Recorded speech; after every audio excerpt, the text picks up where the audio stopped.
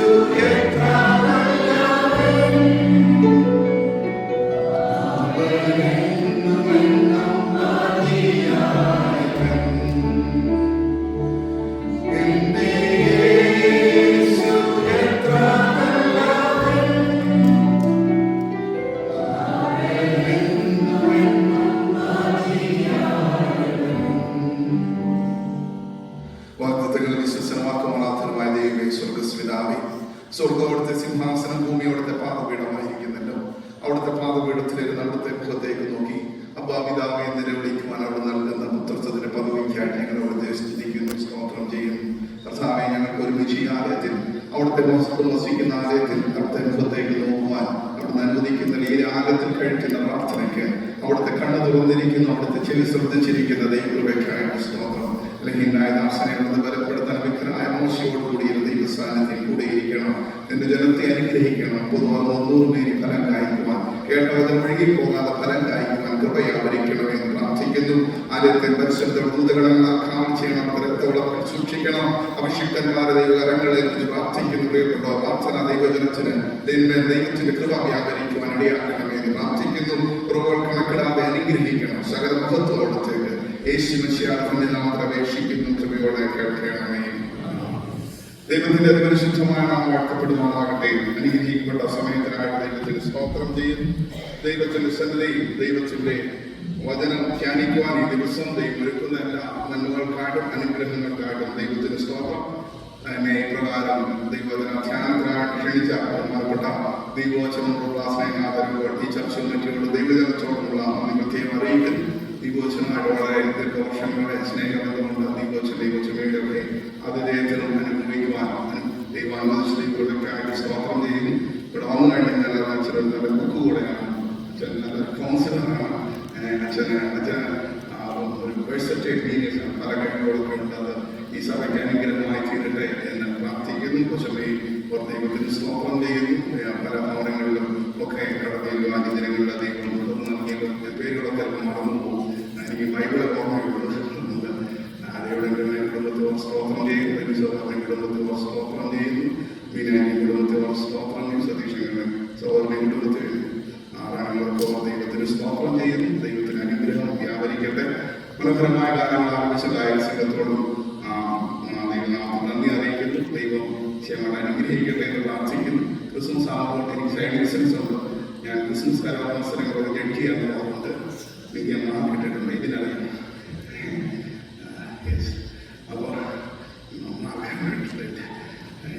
അപ്പോൾ ദൈവവിഷയമാണ് നിങ്ങളെ അനുഗ്രഹിക്കട്ടെ എന്ന് പ്രാർത്ഥിക്കുന്നു. സഭയുടെ പ്രതിനിധികളോടും ദൈവജനത്തോടും നന്ദി അറിയിക്കുന്നു. ബഹുമാനപ്പെട്ട മാമനച്ഛൻ്റെ സാന്നിധ്യമുണ്ട്, ജേക്കബ് ജോളസിൻ്റെ സാന്നിധ്യമുണ്ടല്ലോ. ദൈവത്തിന് സ്തോത്രം ചെയ്യുന്നു. ദൈവത്തിൻ്റെ തോമസത്തിൻ്റെ സാന്നിധ്യത്തിനാണ് ദൈവത്തിന് സ്തോത്രം. പ്രിയപ്പെട്ടവരൊക്കെ ദൈവം ബലപ്പെടുത്തട്ടെ, അനുഗ്രഹിക്കട്ടെ എന്ന് പ്രാർത്ഥിക്കുന്നു. സാധാരണ ഉപദേശിമാരായ സമയത്ത് പറയാൻ രണ്ട് ഉപദേശം കൂടി ഒരു അച്ഛൻ്റെ ഭാവമാണ്. അപ്പോൾ രണ്ട് അച്ഛന്മാരല്ല, 4 അച്ഛന്മാരുടെ സാന്നിധ്യം.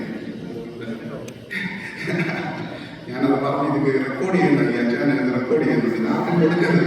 അതുകൊണ്ട് എനിക്ക് ഈ തമാശ പറയാൻ പേടിയാണ്. തമാശ പറഞ്ഞു കഴിഞ്ഞാൽ പിന്നെന്തോ കേൾക്കുന്നു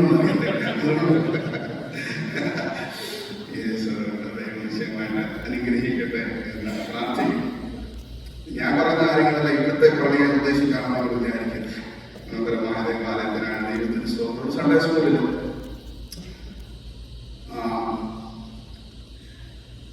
സൺഡേ സ്കൂളിലുള്ള ക്ലാസ് ശ്രദ്ധിക്കായിരുന്നു ഒരു കുട്ടിയോട് പെട്ടെന്ന് ക്ലാസ്സിലേക്ക് പരിശോധിക്കാൻ കടന്നു വന്ന ഇൻസ്പെക്ടർ, പോലീസല്ല, ക്ലാസ്സിൽ പരിശോധന വന്നിട്ട് ഉടനെ ചോദിക്കുകയാണ്, എനിക്ക് മുതൽ തകർത്തതാണ്. ഉടനെ ശ്രദ്ധിക്കാതെ കുട്ടി പറഞ്ഞു, അയ്യോ സാറേ ഞാനല്ല. അപ്പോൾ ആ പരിശോധിക്കാൻ വന്ന ആൾ പറഞ്ഞു, സാറിനോട് ചോദിച്ചു ഈ പയ്യൻ പറഞ്ഞു എനിക്ക് മുതൽ തകർത്ത ചോദിച്ചപ്പോൾ അവനല്ലെന്നാണ് പറയുന്നത്. അപ്പം സാറ് പറഞ്ഞു അവനങ്ങനെ ചെയ്യുന്ന കുട്ടിയല്ല. ഈ പരിശോധിക്കുന്ന ആൾ പ്രശ്നത്തില് ഈ സാറിനെ ഈ കുട്ടിയെ കൊണ്ട് എട്ടനാശം എടുത്തിരുന്നു. പറയുന്നത് ഞാൻ എരിവ് മുതലാണ് തകർത്ത്. അപ്പം കുട്ടി പറഞ്ഞു കുട്ടിയല്ലെന്ന് പറഞ്ഞു. സാറ് പറഞ്ഞു അവനങ്ങനെ ചെയ്യത്തുമില്ലെന്ന് പറഞ്ഞു. അപ്പോൾ ഹെഡ്മാസ്റ്റർ പറഞ്ഞു എന്തായാലും തകർന്ന് സൺഡേ സ്കൂളിൽ പണിത് കൊടുത്തേ എന്ന് പറഞ്ഞു. ഇന്ന് എരിവോയെ പറ്റിയാണ് ചിന്തിക്കുന്നത്. എരിവ് മുതൽ തകർന്ന വിനോദനെ പറ്റിയാണ്. അതുകൊണ്ട് നമ്മുടെ ദൈവ വചനത്തിലേക്ക് വേഗത്തിൽ കടന്നു വരാം. വിശുദ്ധ മർക്കോസിന്റെ സുവിശേഷം 10-ാം അധ്യായത്തിന്റെ 46-ാം അച്ഛൻ ഓർമ്മിച്ചതുപോലെ ചില ദൈവവചനം വായിക്കണം. നിങ്ങൾ ഉറങ്ങിപ്പോയിരിക്കാൻ വേണ്ടി ഞങ്ങളെ വീട്ടിൽ 3 അച്ഛന്മാർ ഉണ്ടായിരുന്നു. എൻ്റെ ഫാദർ സംഭവിച്ചൻ ഒരുപക്ഷെ ഞാൻ കായവളക്കാരനാണ്, അല്ലെ എൻ്റെ അമ്മ മലപ്പെട്ടതാണ്, നെടുങ്ങാപ്പള്ളിക്കാരിയാണെന്ന് പറയുമ്പോൾ ഞങ്ങൾ അവിടെ താമസിച്ചതോട് മറ്റ് പല ദേവാലയങ്ങളും ഇവിടെ ഇരിക്കുന്ന പല പ്രിയപ്പെട്ടവരെ 40 വർഷത്തിന് മുമ്പ് മുതലുള്ള പരിചയമുള്ള പല പ്രിയപ്പെട്ട പരിചയങ്ങളൊക്കെ പുതുക്കുവാനിടയായി. എൻ്റെ പിതാവിനോടനുബന്ധിച്ച് ഞാൻ പല സ്ഥലങ്ങളിൽ പോയി. ഞാൻ 8 സ്കൂളിൽ പഠിച്ചു. മണ്ടനായതൊന്നുമില്ല, എന്നാലും ദൈവത്തിൻ്റെ ദൈവം. അപ്പോൾ ഞാൻ പറഞ്ഞ ദൈവവചനം ഒന്ന് വായിക്കണം. വായിക്കുന്ന നമുക്ക് നിശ്ചയമായിട്ട് അനുഗ്രഹം വായിച്ചു. മർക്കോസിന്റെ സുവിശേഷം 10-ാം അധ്യായത്തിന് 56-ാം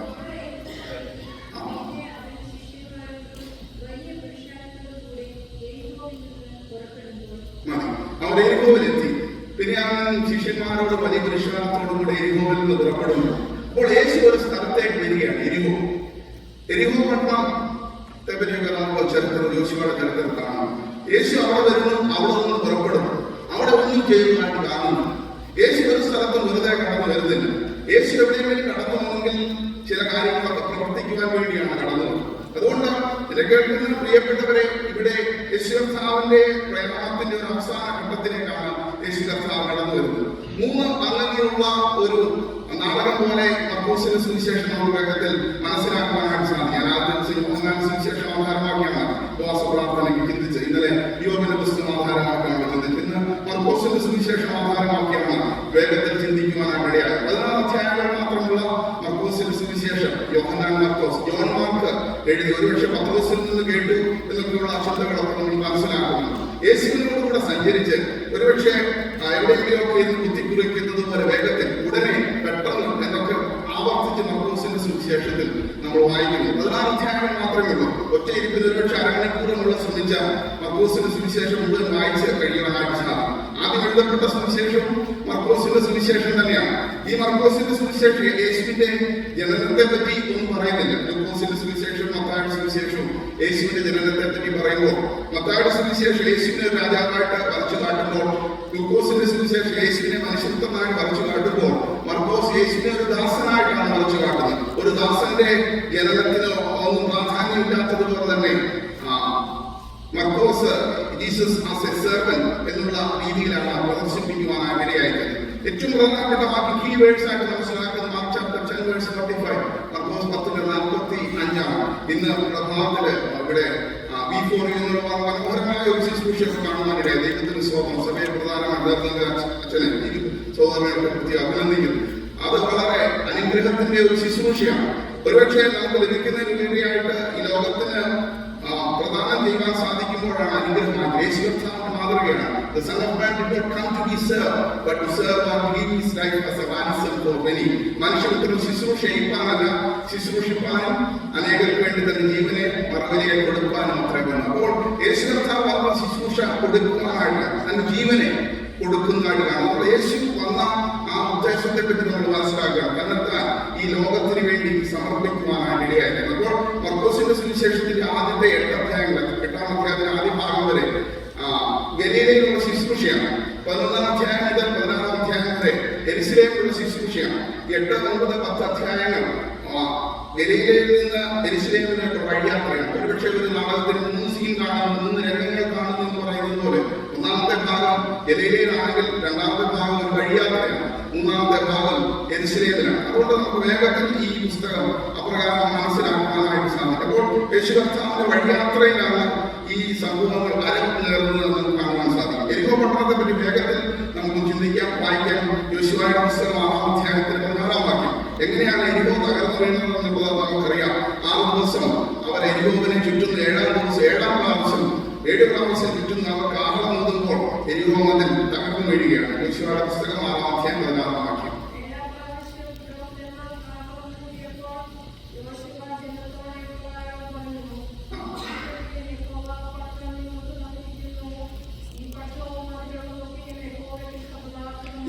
ആർപ്പിടുവീൻ എന്ന് പറഞ്ഞപ്പോൾ 7-ാം ദിവസം 7 പ്രാവശ്യം ചുറ്റിയപ്പോൾ യെരിഹോ മതിൽ യാതൊരു പ്രവർത്തനവുമില്ലാതെ തകർന്നു വീഴുവാനിടയായി. തന്നെ കേൾക്കുന്ന പ്രിയപ്പെട്ടവരെ, ദൈവത്തിന്റെ പ്രവർത്തനം വെളിപ്പെടുത്തിയാണ്. റിസ്റ്റോർ അസ് ഓ ഗോഡ് എന്ന് പ്രാർത്ഥിക്കുമ്പോൾ, നമ്മെ സമർപ്പിക്കുമ്പോൾ ദൈവമാണ് നമ്മളെ റിസ്റ്റോർ ചെയ്യാൻ. ദൈവത്തിനല്ലാതെ അത്ഭുതം പ്രവർത്തിക്കാൻ സാധ്യമല്ല. ദൈവത്തിന്റെ പ്രവർത്തനം കൊണ്ടാണ് ഈ യെരിഹോ തകർന്നു വീഴുന്നത് എന്ന് നമുക്ക് കാണുവാനായിട്ട് സാധിക്കും. അതിനുശേഷം യോശുവ ഒരു ശപഥം ചെയ്യുകയാണ്. 6-ാം അധ്യായത്തിന്റെ 26-ാം വാക്യം. യോശുവ ചാപ്റ്റർ 6 വേഴ്സ് 26. അക്കാലത്ത് യോശുവ ഒരു ശപഥം ചെയ്തു.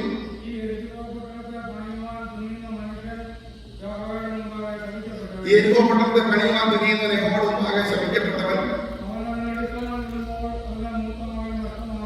അവനതിന് അടിസ്ഥാനം കൊടുക്കുമ്പോൾ അവന്റെ മൂത്ത മകൻ നഷ്ടമാകും.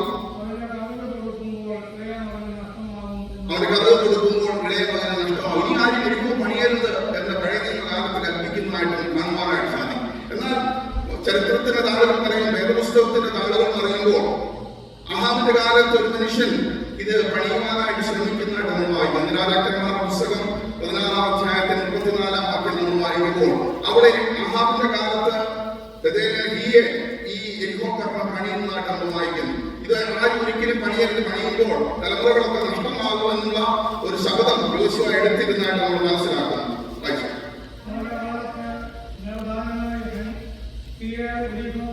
ആഹാബിന്റെ കാലത്ത് യെരിഹോ പണിതു. യഹോവ മുന്റെ മകനായ യോശുവ മുഖാന്തരം അരുളി ചെയ്തിരുന്നത് പോലെ അതിന്റെ അടിസ്ഥാനത്തിലപ്പോൾ അബീറാം എന്ന മൂത്ത മകനും അതിന്റെ പടിവാതിൽ വെച്ചപ്പോൾ ശെഗൂബ് എന്ന ഇളയ മകനും നഷ്ടമാണ്. എത്ര വർഷം കഴിഞ്ഞിട്ടും ദൈവത്തിന്റെ വചനത്തിന് ഒരു മാറ്റവുമില്ല. 1600 വർഷങ്ങൾ കൊണ്ട് 40-ലധികം പ്രവാചകന്മാർ എഴുതിയ ദൈവത്തിന്റെ വചനത്തിന് ഇന്നും മാറ്റമില്ലാതെ ഇരിക്കുന്നത് ദൈവത്തിന്റെ വചനം സത്യവചനമാണ്. ഒരുപക്ഷെ ഇംഗ്ലീഷ് ലിറ്ററേച്ചർ, ആംഗ്ലേയ സാഹിത്യത്തിലൊക്കെ മാസ്റ്റേഴ്സ് ചെയ്തു പല നോവലുകളും പുസ്തകങ്ങളും വായിച്ചെങ്കിലും ഇതുപോലെ ദൈവ വചനം പോലെ ഒരു പുസ്തകം ഇതുവരെ കണ്ടിട്ടില്ല. എന്നെ കേൾക്കുന്ന പ്രിയപ്പെട്ടവരെ, ദൈവവചന അനുദിനം വായിക്കണം. ദൈവവചനത്തിൽ എഴുതിയിരിക്കുന്നതിന് വള്ളിയോ പുള്ളിയോ മാറ്റമില്ല. മർക്കോസ് 13:31 പറയുന്ന ആകാശം നിന്ന് ഒഴിഞ്ഞു പോയാലും എന്റെ വചനത്തിന് ഒരു മാറ്റമില്ല. ദൈവത്തിന്റെ വചനത്തിൽ ഇനി ഭാവിയിൽ എന്താണ് സംഭവിക്കാൻ പോകുന്നത് എന്ന് വളരെ വ്യക്തമായിട്ട് രേഖപ്പെട്ടത്. ഒരുപക്ഷെ ഭാവിയെ പറ്റിയുള്ള ചിന്തകൾ നാളെ ഭാവത്തിൽ ദേവാലയത്തിൽ പങ്കിടുവാൻ വേണ്ടി അധികാര സംഭവങ്ങളെ പറ്റി ചുരുക്കമായിട്ടൊക്കെ ചിന്തിക്കാം എന്നൊക്കെയാണ് ചിന്തിക്കുവാനായിട്ട് ഇടയായിരുന്നത്. ഇവിടെ നാം കാണുന്നത് ദൈവത്തിന്റെ വചനം രേഖപ്പെടുത്തിയിരിക്കുമ്പോൾ വളരെ കൃത്യമായിട്ട് യെരിഹോയെ പറ്റി എഴുതിയിരിക്കുന്ന പ്രവചനങ്ങൾ പൂർത്തീകരിക്കും. പുതിയ നിയമ കാലഘട്ടത്തിലേക്ക് കടന്നു വരുമ്പോൾ ഈന്തപ്പനത്തിന്റെ നഗരം, ഈന്തപ്പനയുടെ നഗരം എന്നറിയപ്പെടുന്ന യെരിഹോവിൽ നമ്മൾ കാണുകയാണ്. അത് യേശു കർത്താവ് എത്തുന്നു. യേശു കടന്നുവന്നതിന് ചില ഉദ്ദേശങ്ങളുണ്ട് എന്ന് മനസ്സിലാക്കണം. ഒരുപക്ഷെ കൂടെ നിൽക്കുന്ന ശിഷ്യന്മാർ യേശുവിന്റെ ഉദ്ദേശം എന്താണെന്ന് മനസ്സിലാക്കുന്നത്. എഴുത്തുകാരനായ മർക്കോസ് വളരെ കൃത്യമായിട്ട് യേശു ആരാണ് എന്ന് പറഞ്ഞുകൊണ്ടാണ് പുസ്തകം ആരംഭിക്കുന്നത്. എന്നാൽ കൂടെ നടക്കുന്ന ശിഷ്യന്മാർക്കോ പുരുഷാർത്ഥനോ യേശു ആരാണെന്ന് മനസ്സിലാക്കാൻ സാധിക്കുന്നില്ല. 1-ാം അധ്യായത്തിന് 1-ാം വാക്യം വായിക്കണം. മർക്കോസ് 1:1. ദൈവപുത്രനായ യേശു ക്രിസ്തുവിന്റെ സുവിശേഷത്തിന്റെ ആരംഭം. എല്ലാവരും ഓർത്തിരിക്കണം. ദൈവപുത്രനായ യേശു ക്രിസ്തുവിന്റെ സുവിശേഷത്തിന്റെ ആരംഭം. Jesus is the son of God. Jesus is Christ. രണ്ട് കാര്യങ്ങൾ വളരെ കൃത്യമായിട്ട് പറഞ്ഞുകൊണ്ടാണ് പുസ്തകം ആരംഭിക്കുന്നത്.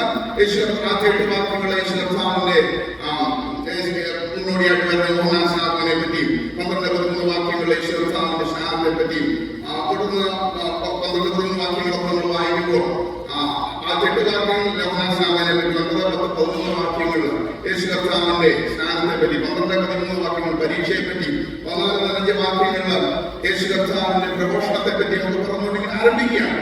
അപ്പോൾ അങ്ങനെ വായിച്ചു വരുന്ന ഭാഗങ്ങളിൽ യേശു കർത്താവ് പല അത്ഭുതങ്ങൾ ചെയ്യുന്നതായിട്ട് കാണുന്നു. യേശു കർത്താവിന്റെ ശുശ്രൂഷയിൽ 3 പ്രധാനപ്പെട്ട ഘടകങ്ങളാണ് ഉണ്ടായത്. മത്തായി സുവിശേഷം 4-23 വാക്യം വായിക്കുമ്പോൾ അവൻ ഉപദേശിച്ചു, പ്രസംഗിച്ചു, സൗഖ്യമാക്കി. Preaching, teaching and healing. അപ്പോൾ യേശു കർത്താവിന്റെ ശുശ്രൂഷയെല്ലാം പ്രസംഗമുണ്ടായിരുന്നു, പഠിപ്പിക്കലുകളുണ്ടായിരുന്നു, സൗഖ്യം കൊടുക്കുന്നതായിട്ട് കാണുവാനായിട്ട് സാധിക്കും. ഇവിടെ യേശു കർത്താവ് അനേകരെ സൗഖ്യമാകുന്നു. ശരീരത്തിന്റെ സൗഖ്യം, മനസ്സിന്റെ സൗഖ്യം, ആത്മാവിന്റെ സൗഖ്യം. ക്രിസ്റ്റോറസ് എന്ന് നമ്മൾ പ്രാർത്ഥിക്കുമ്പോൾ നമ്മൾ ഈ ഒരു പ്രാർത്ഥനയിലൂടെയാണ് നമ്മൾ കടന്നു പോകുവാനായിട്ട് ഇടയായിരിക്കുന്നത്. കർത്താവേ, ഞങ്ങളെ രൂപാന്തരപ്പെടുത്തണമേ. ആസാഫിന്റെ സങ്കീർത്തനം, 5-ാം സങ്കീർത്തനവും 73-83 വരെയുള്ള സങ്കീർത്തനങ്ങളും നമ്മൾ പഠിക്കുമ്പോൾ ആസാഫ് ദൈവസന്നിധിയിൽ സംഗീതത്തിന്റെ നേതൃത്വം നൽകുന്ന ആസാഫ് പ്രാർത്ഥിക്കുകയാണ്, കർത്താവേ ഞങ്ങളെ ദാസ്ഥാനപ്പെടുത്തണമേ. 8-ാം സങ്കീർത്തനം ആവർത്തിച്ച് പറയുന്നു. ഒരുപക്ഷെ ശരീരത്തിന്റെ സൗഖ്യം, രോഗമില്ലാത്ത അവസ്ഥ, ആരോഗ്യം, ആ ഒരു അവസ്ഥയിൽ ഒക്കെ വിടുതൽ നൽകുക. ദൈവം എല്ലാവരും സൃഷ്ടിച്ചപ്പോൾ സൗഖ്യത്തോടെ ആരോഗ്യത്തോടാണ് സൃഷ്ടിച്ചത്. എന്നാൽ ഈ ലോകത്തിലായിരിക്കുമ്പോൾ പലതരത്തിലുള്ള പ്രതിസന്ധി, ഒരുപക്ഷെ നമ്മുടെ ജീവിതശൈലി രോഗങ്ങളെ കൊണ്ട് അല്ലെങ്കിൽ നമ്മുടെ പ്രതിസന്ധികൾ കൊണ്ടൊക്കെയാണ് ഒരുപക്ഷെ അനാരോഗ്യത്തിലേക്കൊക്കെ വഴുതി മാറുന്നു. സൈക്കോസോമാറ്റിക് രോഗങ്ങളൊക്കെ ഉണ്ട്. ഒരുപക്ഷെ ദൈവവചനം കൂടുതൽ വിശദീകരിക്കാനായിട്ട് സാധിക്കും. മനസ്സ്, ശരീരത്തെ ബാധിക്കുന്ന അസുഖങ്ങളൊക്കെ ഈ കാലയളവിൽ വളരെ കൂടി വരികയാണ്. ലൈഫ് സ്റ്റൈൽ ഡിസീസസ്, ജീവിതശൈലി രോഗങ്ങൾ. എന്നാൽ ഇതിനൊക്കെ വിടുതൽ നൽകുവാൻ, സൗഖ്യം നൽകുവാനായിട്ട് ദൈവത്തിന് കഴിയും എന്നുള്ളത് ദൈവവചനത്തിൽ ഓർമ്മിപ്പിക്കാൻ. അങ്ങനെ വ്യത്യസ്ത ഘടകങ്ങളുണ്ട്. അത് നമ്മൾ വേഗത്തിലൊക്കെ ഒന്ന് ചിന്തിക്കുവാൻ വേണ്ടി ആഗ്രഹിക്കുകയാണ്. യേശു കർത്താവ് ആദ്യമായിട്ട് എക്സോർസിസമാണ് നടത്തുന്നത്. ഭൂതോച്ഛാടനം നടത്തുകയാണ്. നമ്മൾ 21-ാം വാക്യം മുതൽ 28-ാം വാക്യം അധ്യായത്തിൽ വായിക്കുന്നത് ഭൂതത്തെ പുറത്താക്കുന്നു. 29-31 വാക്യങ്ങൾ നമ്മൾ വായിക്കുമ്പോൾ യേശു പത്രോസിന്റെ അമ്മായിയമ്മയെ സൗഖ്യമാക്കിയാണ്. മത്തായിയുടെ സുവിശേഷം 8-ാം അധ്യായത്തിന്റെ 13-14 വാക്യങ്ങൾ നമ്മൾ വായിക്കുമ്പോൾ യേശു കർത്താവ് വന്നു, അവളെ തൊട്ടു, പനി അവളെ വിട്ടു, സൗഖ്യം പ്രാപിച്ചു. ഒരുപക്ഷെ സൗഖ്യം പ്രാപിക്കണമെന്ന് നമ്മൾ ആഗ്രഹിക്കും. നമ്മുടെ ചിന്ത അതാണ്. ഒരു നിമിഷം മതി, പാട്ട് പോലെ ഒരു വാക്ക് മതി, കർത്താവ് തുടരണം, സൗഖ്യം പ്രാപിക്കണം. യേശു കർത്താവ് നിശ്ചയമായിട്ട് പ്രകാരം സൗഖ്യം തരിക, യാതൊരു സംശയമില്ല.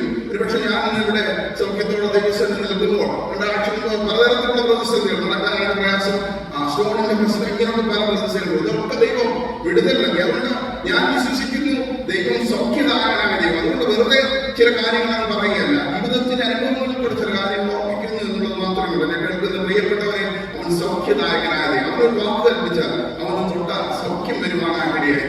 ചില സമയത്ത് ജീവിതത്തിൽ കാത്തിരിക്കേണ്ട, പലപ്പോഴും നമുക്ക് ലഭിക്കേണ്ട ഉത്തരം വെയിറ്റ് എന്നുള്ള ഉത്തരമാണ്. കാത്തിരിക്കുവാനായിട്ട് സാധിക്കുമോ? കാത്തിരിക്കുമ്പോഴാണ് വിടുതൽ ലഭിക്കുന്നത്. ഇവിടെ നമ്മൾ ഇന്ന് കാണുന്ന ഒരു വ്യക്തി വ്യക്തിമായി ദൈവസന്നിധിയിൽ കാത്തിരിക്കുമ്പോഴാണ് കർത്താവിന്റെ കടന്നുവരവ് ഉണ്ടാകുവാനായിട്ട് ഇടയായിരിക്കുന്നത്. ചില സമയങ്ങളിൽ ചിലപ്പോൾ നോയെന്ന ഉത്തരം ലഭിച്ചേക്കാം. എന്നാൽ my grace is sufficient for thee, എന്റെ കൃപ നിനക്ക് മതി എന്നുള്ള സന്ദേശം ലഭിക്കും. 2 Corinthians 12-ാം അധ്യായം 16 വാക്യത്തിൽ ജഡത്തിൽ ശൂലം നീങ്ങുവാനായിട്ട് പൗലോസ് അപേക്ഷിക്കുമ്പോൾ കർത്താവ് പറയുന്നു, എന്റെ കൃപ നിനക്ക് മതി. അപ്പോൾ ഒരുപക്ഷെ ഉടനെ ഇൻസ്റ്റന്റ് ഹീലിംഗ് ലഭിച്ചേക്കാം, ഒരുപക്ഷെ അല്പ സമയം താമസിച്ചേക്കാം, ഒരുപക്ഷെ രോഗം മാറി ലോകത്തിന്റെ അവസ്ഥയിലും ഹീലിംഗ് ഇൻ സിക്നസ്, രോഗത്തിന്റെ അവസ്ഥയിലും സൗഖ്യം നൽകുന്ന ദൈവത്തെ തിരിച്ചറിയുവാനായിട്ട് സാധിക്കും. നമ്മൾ മർക്കോസിന്റെ സുവിശേഷത്തിൽ തുടർന്ന് നമ്മൾ വായിക്കുമ്പോൾ 31 വാക്യവും 32 വാക്യവും അനേക യേശുവിന്റെ അടുക്കൽ വരികയാണ്. അവർക്കെല്ലാം യേശു സൗഖ്യം കൊടുക്കുന്നതായിട്ട് കാണുവാനായിട്ട് സാധിക്കും. അതിനുശേഷം കുഷ്ഠരോഗിയായ മനുഷ്യന് സൗഖ്യം കൊടുക്കും. 40-45 വാക്യങ്ങൾ വായിക്കുമ്പോൾ യേശു കുഷ്ഠരോഗിക്ക് സൗഖ്യം കൊടുക്കുന്നു. 2-ാം അധ്യായത്തിന്റെ 12 വാക്യങ്ങൾ വായിക്കുമ്പോൾ പക്ഷപാത രോഗിയായ മനുഷ്യന് സൗഖ്യം കൊടുക്കുന്നു. 3-ാം അധ്യായത്തിന്റെ ആദ്യത്തെ 6 വാക്യങ്ങൾ നമ്മൾ വായിക്കുമ്പോൾ കൈവരേണ്ട മനുഷ്യന് സൗഖ്യം കൊടുക്കും. യേശു സൗഖ്യം കൊടുക്കുന്നുണ്ട്, കൂടെ ശിഷ്യന്മാർ നടക്കുന്നുണ്ട്. എന്നാൽ ഈ ശിഷ്യന്മാർ യേശുവിനെ തിരിച്ചറിയുന്നില്ല. പലപ്പോഴും നമ്മൾ സീരിയലൊക്കെ കാണുന്ന ഒരു കഥയുടെ രൂപമാണ്. നമുക്ക് ഈ സോപ്പും കുട്ടിയും തമ്മിലുള്ള കഥ എന്ന് പലപ്പോഴും പറയാറുണ്ട്. അപ്പനും മകനും വേർപിരിയുന്നു, അവർ വളരെ വർഷങ്ങൾ കഴിയുമ്പോൾ തിരിച്ചറിയുന്നില്ല. അമ്മയും മകളും 2 സ്ഥലങ്ങളിലേക്ക് പോകുന്നു, ഇവർ ഒരേ റോഡിൽ കൂടെ ഒക്കെ നടക്കുന്നു, കണ്ടുമുട്ടുന്നുണ്ട്, പക്ഷെ തിരിച്ചറിയുന്നില്ല. ഒരുമാതിരിപ്പെട്ട സീരിയലാണ് ഇത്രയും. അപ്പോൾ ഈ കഥ പോലെയാണ് യേശുവിന്റെ കൂടെ ശിഷ്യന്മാർ നടക്കുക. അന്യവരച്ചിരിക്കുന്നത് അതൊന്നും കുഴപ്പമൊന്നുമില്ല. അപ്പൊ ഞാനിതിനാലെ നമ്മളിവിടെ രക്തം കൊടുത്ത സമയത്ത് ലോക സിനിമ നിങ്ങൾ കണ്ടവരുണ്ടോ എനിക്കറിയത്തില്ല. ലോക സിനിമയിൽ പ്രേത രക്തം കുടിക്കുന്നു. അത്ര ഞാൻ ദൈവം ഈ രക്തം കൊടുത്തിട്ട് ഇതുപോലെ ആകുന്ന സംഭവങ്ങൾ. അതുകൊണ്ട് അകച്ച രക്തം ഉണ്ടാകും, അത് ദീപോജി ഊറ്റിയെടുത്ത്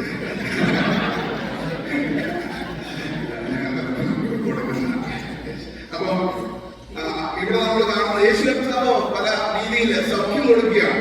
പക്ഷപാതക്കാരന് സൗഖ്യം കൊടുക്കുന്നു, എന്താ പറയുക, ഭരണകൈയുള്ള മനുഷ്യന് സൗഖ്യം കൊടുക്കും. ഇതൊക്കെ കണ്ടിട്ടും കൂടെ മടക്കി ശിഷ്യന്മാർ തിരിച്ചറിയുന്നില്ല. 4-ാം അധ്യായത്തില് 35-41 വാക്യങ്ങൾ വായിക്കുമ്പോൾ യേശു കാറ്റിനെ കടലിനെ ഒക്കെ ശാസിക്കുകയാണ്. അനങ്ങാതിരിക്കുക, അടങ്ങുക, ഇസ്റ്റിൽ എന്നൊക്കെ പറയുമ്പോൾ അതൊക്കെ അനങ്ങാതെ നിൽക്കുക. അങ്ങനെ ഒരു സാഹചര്യത്തിലും ശിഷ്യന്മാർ യേശു ആരാണെന്ന് മനസ്സിലാക്കുന്നത്. അതാണ് ആ വാക്യം 41 വാക്യം. 4-ാം അധ്യായം 41 വാക്യം. അവർ വളരെ ഭയപ്പെട്ടു. കാറ്റും കടലും കൂടെ ഇതിനെ അനുസരിക്കുന്നുവല്ലോ. ഇവരാരും തമ്മിൽ പറഞ്ഞു. യേശുവിന്റെ കൂടെ പടകിൽ സഞ്ചരിക്കുകയാണ്.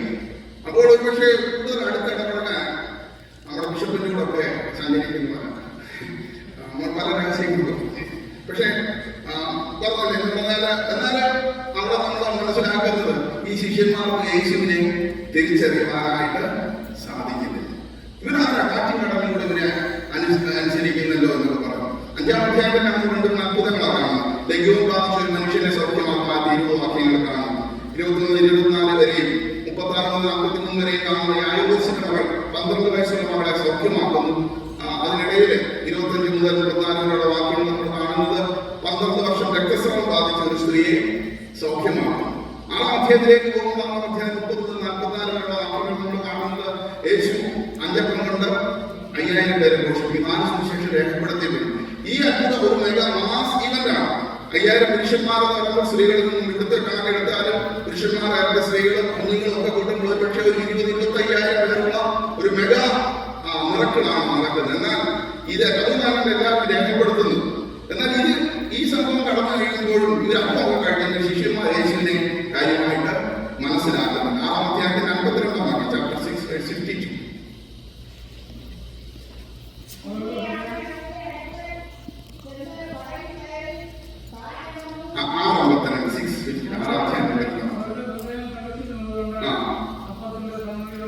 അവർ ഹൃദയം കടുത്തിരുന്ന അപ്പത്തിന്റെ സംഗതി അവർ ഗ്രഹിച്ചില്ല. അത്ഭുതം കണ്ട അപ്പമൊക്കെ തിന്ന് അവർ അപ്പത്തിന്റെ സംഗതി ഒന്നും ഗ്രഹിച്ചില്ല. യേശു കർത്താവ് കൂടെ നടക്കുക, കാറ്റിനെ കടക്കാരെന്ന് പറയുന്നു. അപ്പം കഴിച്ചു, എല്ലാം ബാക്കി 12 കൊണ്ടൊക്കെ പെറുക്കി എടുത്തു.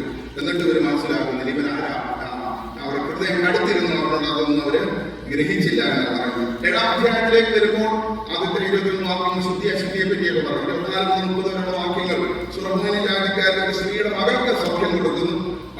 ഭയങ്കരമായ ഒരു മനുഷ്യന് സൗഖ്യം കൊടുക്കുന്നതാണ്. പിന്നീട് 33-37 വരെയുള്ള വാക്യങ്ങൾ കാണും. 8-ാം അധ്യായത്തിന്റെ ആദ്യത്തെ 10 വാക്യങ്ങളിൽ നമ്മൾ കാണുന്ന വീണ്ടും ഒരു അത്ഭുതം പ്രവർത്തിക്കുകയാണ്. 7 അപ്പം കൊണ്ട് 4000 പേർ. കണ്ടോരാ മനുഷ്യനോട് ചോദിച്ചു, 5 അപ്പം കൊണ്ട് 5000 പേരെ പോയി, 7 അപ്പം കൊണ്ടാണ് 4000 പേരായത്. ഞാൻ പറഞ്ഞു, 4000 ഉള്ളായിരുന്നു. അതൊക്കെ ചിന്തിക്കുന്നതാണ്. അപ്പം എന്തായാലും എല്ലാവരും ഇന്ന് തൃപ്തിയായിരുന്നു. ഈ സംഭവം കണ്ടിട്ട് ഇവർക്ക് ഒന്നും തോന്നിയില്ല. ഈ അത്ഭുതമൊക്കെ അപ്പം മുഖം മേടിക്കുന്നുണ്ട്. 8-ാം അധ്യായത്തിന്റെ 21 ചാപ്റ്റർ 8:21. ഇപ്പോൾ നിങ്ങൾ ഗ്രഹിക്കുന്നില്ലയോ ചോദിക്കുക. Do you not understand? ഇപ്പോൾ നിങ്ങൾ ഗ്രഹിക്കുന്നില്ലയോ എന്ന് ചോദിക്കുക. യേശു അവരെ കൊണ്ട് ഗതി കെട്ടിട്ട് 8-ാം അധ്യായത്തിൽ 18-ാം വാക്യം പറഞ്ഞു. ചാപ്റ്റർ 8:18 കണ്ണുണ്ടായിട്ട് കാണുന്നില്ലയോ? ചെവിയുണ്ടായിട്ട് ഗ്രഹിക്കുന്നില്ലയോ? കണ്ണുണ്ടായിട്ട് കാണുന്നില്ല, ചെവിയുണ്ടായിട്ട് ഗ്രഹിക്കുന്നില്ലയോ? അപ്പോൾ യേശു ഗതി കെട്ടിട്ട് ഇവിടെ ചോദിക്കുക, ജനങ്ങളെ ആരെന്ന് പറയുന്നു? 8-ാം അധ്യായത്തിന് 27 ചാപ്റ്റർ 8:27.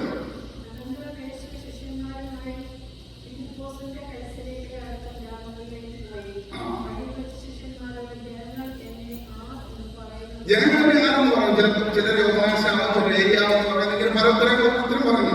ഞാൻ പറഞ്ഞ ആദ്യത്തെ 1-ാമത്തെ രംഗം അവസാനം ഞാൻ വേഗത്തിലാകുന്നത് അച്ഛൻ സമയം ചുരുക്കമാണ്.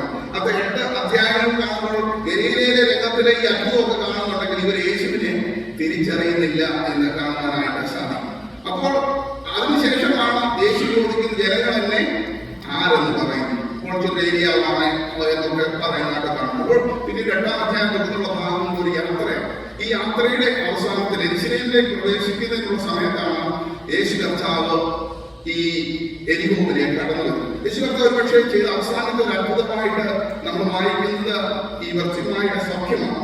യേശു അവിടെ കടന്നു വരുന്നത്. എന്തുകൊണ്ടാണ് യേശു അവിടെ സൗഖ്യം നൽകിയത് എന്നുള്ളതാണ് നമ്മൾ ചിന്തിക്കുവാനായിട്ട് ഇടയായി. നമ്മുടെ ജീവിതത്തിൽ സൗഖ്യം വ്യാപരിക്കണമെങ്കിൽ എന്തൊക്കെ ചെയ്യണം എന്നൊക്കെയുള്ള ഒരു ചിന്തയും കൂടെ അവിടെ നമ്മൾ ചിന്തിക്കണം. എരിഹോവിലേക്ക് കടന്നു തുടർന്ന് വായിച്ചാണ് 46-ാം വാക്യം. 10-ാം അധ്യായത്തിൽ 46-ാം വാക്യം.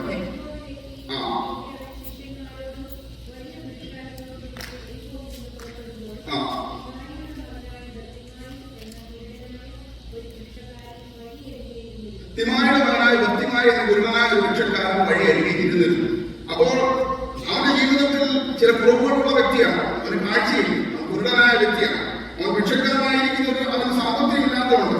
സാമ്പത്തികമുള്ള ഒരു സമ്പത്തുകാരനെ നമുക്ക് യാചിക്കേണ്ട ആവശ്യമില്ല. അത് സ്വന്തമായിട്ട് ഭവനമുണ്ടോ എന്നൊരു സംശയമാണ്. വഴി അരികെ ഇരിക്കുകയാണ്. അവന് സ്വന്തമായിട്ട് അവന് പേര് പോലും ഇല്ല. അവന്റെ പേരെന്താ? ഭക്തിമായ. ഭക്തിമായ എന്ന പേര് ഒരു പേരാണ്. തിമായുടെ മകൻ എന്നുള്ളതാണ് ഭക്തിമായ എന്നുള്ളത്. ബർ എന്നുള്ള പേര് പലപ്പോഴും നമ്മൾ അങ്ങനെ കാണുന്നു. ബെർശിമോനെ യോനായുടെ മകൻ, ബർ അബ്ബാസിന്റെ മകൻ, യേശുക്രിസ്തുവിന്റെ പകരമായിട്ട് ദാവനപുത്രൻ എന്നുള്ള അർത്ഥത്തിൽ ബർവാസിനെ വിട്ടുകൊടുക്കുന്നതായിട്ട് കാണുന്നു. ബർ യേശു എന്ന് പറയുന്ന ഒരു യേശുവിന്റെ പുത്രൻ എന്നൊക്കെ പറഞ്ഞ നിവാസിനെ പറ്റിയൊക്കെയാണ് അപ്പോസ്തല പ്രവൃത്തിയിൽ വായിക്കുന്നത്. അപ്പോൾ ബർ എന്നുള്ളത് എവിടെ കടന്നു വന്നാലും മകൻ എന്നുള്ളതാണ് അർത്ഥം. അപ്പോൾ തിമായുടെ മകൻ എന്ന് മാത്രമേ അർത്ഥമുള്ളൂ. ഒരുപക്ഷെ അവന്റെ അപ്പന്റെ പേര് അറിയപ്പെടുകയാണ്. ഇവന് സ്വന്തമായിട്ട് പേരില്ല, അവൻ അഡ്രസ്സിന്റെ ഈ പേരിനൊക്കെ ചില അർത്ഥങ്ങളൊക്കെ നമ്മൾ കാണുന്നതായിട്ട് സാധിക്കണം. സ്വന്തമായിട്ട് പേര് പോലുമില്ല, അസ്തിത്വമില്ല, ഐഡന്റിറ്റി ഇല്ല, സാമ്പത്തികമില്ല, കാഴ്ചയില്ല, കുറവുകളുള്ള ഒരു വ്യക്തിയാണ്. എന്നാൽ ഈ മനുഷ്യൻ കാത്തിരിക്കുമ്പോൾ യേശു കർത്താവിനെ കണ്ടുമുട്ടുവാനായിട്ട് ഇടയായിരിക്കും. ഒരുപക്ഷെ യേശു എരിഹോവിലേക്ക് കടന്നു വന്നത് അവിടെ വന്ന് പോകുന്നു എന്ന് രേഖപ്പെടുത്തിയിരിക്കുമ്പോൾ ഈ ഒരു വ്യക്തിയെ നോക്കിയാണ് യേശു കർത്താവ് കടന്നു വന്നത് ചിന്തിക്കുന്ന തെറ്റില്ല. എന്നെ കേൾക്കുന്ന പ്രിയപ്പെട്ടവരെ, കാത്തിരിക്കുമ്പോൾ കടന്നു വരുന്ന ഒരു കർത്താവാണ്. ദൈവത്തിന് സ്തോത്രം. ഞാൻ നിങ്ങളും ഇന്ന് ദൈവത്തിന്റെ സന്നിധിയിൽ കാത്തിരിക്കുമ്പോൾ നമ്മുടെ ജീവിതത്തിന്റെ വിടുതലിന്റെ ആദ്യത്തെ ഘട്ടത്തിൽ ആരംഭിക്കുകയാണ്. ഒരുപക്ഷെ പണ്ടുകാലത്ത് കാത്തിരിപ്പിയോഗങ്ങളൊക്കെ ഉണ്ട്. ദൈവസന്നിധിയിൽ ആരൊക്കെ കാത്തിരിക്കുന്നു? കടന്നു വരുന്ന ഒരു കർത്താവ്. എന്റെ നാൾ വിളിക്കപ്പെട്ടിരിക്കുന്ന ജനം തങ്ങളെ തന്നെ താഴ്ത്തി പ്രാർത്ഥിച്ച് എന്റെ മുഖം അന്വേഷിച്ച് തങ്ങളുടെ ദുർമാർഗങ്ങൾ വിട്ടുതിരിയുമ്പോൾ ഞാൻ സ്വർഗത്തിൽ നിന്ന് കേട്ട് അഭാവം ക്ഷമിച്ച് ദേശത്തിന് സൗഖ്യം നൽകും. 7-ാം അധ്യായത്തിൽ 14-ാം വാക്യം. If my people who are called according to my name humble themselves, pray and turn from their wicked ways, and hear from heaven and heal their land. അവരുടെ ഈ രാജ്യത്തിന്, അവരുടെ ലോകത്തിന് സൗഖ്യം കൊടുക്കാൻ പ്രാർത്ഥന. ഈ ആലയത്തിൽ കഴിക്കുന്ന പ്രാർത്ഥനയ്ക്ക് എന്റെ കണ്ണ് തുറന്നിരിക്കുന്നു, എന്റെ ചെവി ശ്രദ്ധിച്ചിരിക്കുന്നു. എന്നെ കേൾക്കുന്ന പ്രിയപ്പെട്ടവരെ, ദൈവത്തിന്റെ ആലയത്തിൽ കഴിക്കുന്ന പ്രാർത്ഥനയ്ക്ക് വിടുതലുള്ള സൗഖ്യമുണ്ട്. അതുകൊണ്ട് ദൈവസന്നിധിയിൽ കാത്തിരിക്കുവാൻ സാധിക്കും. ആരൊക്കെ ദൈവസന്നിധിയിൽ കാത്തിരുന്നു അവരുടെ മധ്യത്തിൽ കർത്താവ് വെളിപ്പെട്ടിട്ടുണ്ട്. മോശയോട് ദൈവം ചോദിക്കുന്നു, ഞാൻ നിനക്ക് എന്ത് ചെയ്തു തരണം? മോശ പുറപ്പാട് 3-ാം അധ്യായത്തിൽ നമ്മൾ വായിക്കുകയാണ്. യേശുവിന്റെ അടുക്കൽ യവനന്മാർ കടന്നു വരുന്ന അവരോട് ചോദിക്കുന്നു, നിങ്ങൾക്ക് എന്ത് വേണം? ജോൺ ചാപ്റ്റർ 12:21 യോഹന്നാൻ 12:21 പറയുന്നു, we want to see Jesus. ഞാൻ കർത്താവിനെ കാണണം. എന്തിനാണ് ഞാൻ നിങ്ങളും ഇന്ന് ഇവിടെ കടന്നു വന്നിരിക്കുന്നത്? എന്താണ് നമ്മുടെ ആഗ്രഹം? കർത്താവിനെ കാണണം കാണുമെന്ന് പ്രാർത്ഥിക്കുവാനായിട്ട് സാധിക്കും. കർത്താവ് നിന്നെ ഒന്നുകൂടെ അനുഭവിച്ചറിയും. ഇന്നലെ 34 സങ്കീർത്തനം 8 വാക്യം, നല്ലവരെന്ന് തിരിച്ചറിയും. കർത്താവെ ഒന്നുകൂടെ അടുത്തറിയണമെന്ന് പ്രാർത്ഥനയിലൂടെ ഇന്ന് കാത്തിരിക്കുന്നെങ്കിൽ ദൈവത്തിന്റെ സാന്നിധ്യം നിശ്ചയമായിട്ട് അനുഭവിച്ചറിയുവാനായിട്ട് ഇടയായിത്തീരും. 15 വയസ്സുള്ള ഒരു ബാലൻ അവന്റെ ജീവിതത്തിൽ നിരാശകൾ, അവൻ ജീവിതം അവസാനിപ്പിക്കാൻ ശ്രമിക്കുകയാണ്. പലതരത്തിലുള്ള പ്രതിസന്ധിയിൽ കൂടെ കടന്നുപോകും. ഒരുപക്ഷെ യേശു എന്നുള്ള വ്യക്തിയെ പറ്റി കേട്ടിട്ടുണ്ട്. എന്നാൽ അവന് ആമത്തോടും യേശുവിനോടും വിരോധമാണ്. വേദപുസ്തകം കീറുകയും കത്തിക്കുകയും ഒക്കെ ചെയ്ത ഒരു ബാലൻ. ആ ബാലന്റെ ജീവിതത്തിൽ നിരാശകൾ നിറഞ്ഞപ്പോൾ ഒടുവിൽ ജീവിതം അവസാനിപ്പിക്കാനാണ് ശ്രമിക്കുന്നത്. 1904 ഡിസംബർ മാസം 17 തീയതി തീരുമാനിച്ചു പ്രഭാതത്തിൽ വരുന്ന ട്രെയിനിൽ നിന്നും ചാടി ജീവിതം അവസാനിപ്പിക്കാം. എന്നാൽ 4 ആവണം തൊട്ട് മുമ്പ് അവൻ മുഴങ്ങാൻ എന്ന് പ്രാർത്ഥിക്കുവാനായി തുടങ്ങി. അല്പസമയം മുറിയിൽ ഒരു ദിവ്യപ്രകാശം കാണുവാനിടയിൽ എന്നെ ഉപദ്രവിക്കുന്നതെന്ന് എന്ന് ചോദിച്ചുകൊണ്ടൊരു ശബ്ദം ഒരു മുറിപ്പാടുള്ള കരമൊക്കെ വെളിപ്പെടുകയാണ്. യേശുക്രിസ്തു ആ ബാലനിൽ നിന്ന് പ്രത്യക്ഷനായി. അവരുടെ ജീവിതത്തിൽ ഒരു മാറ്റമായി.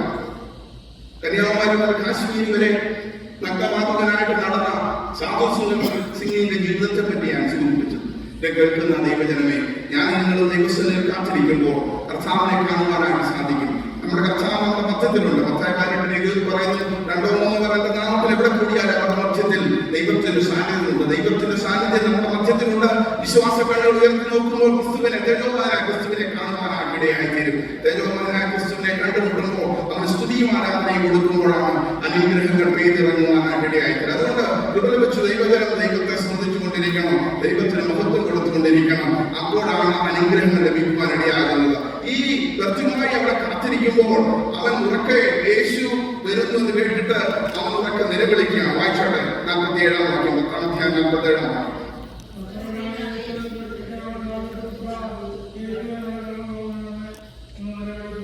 നസറേനായ യേശു വരുന്നു കേട്ടിട്ട്, നസറേനായ യേശുവേ എന്നോട് കരുണ തോന്നണമെന്ന് നിലവിളിച്ചു.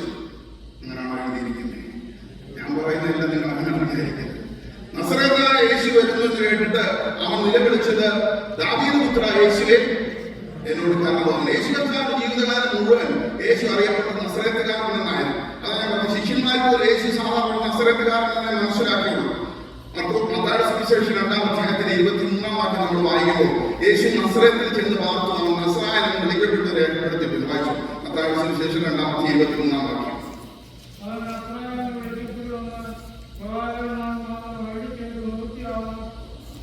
നസറായെന്ന് വിളിക്കപ്പെടുന്ന പ്രവാചകന്മാർ വെച്ച് നിവൃത്തിയായ നസറത്ത് എന്ന ഗ്രാമത്തിൽ ചെന്ന് പാർത്തു.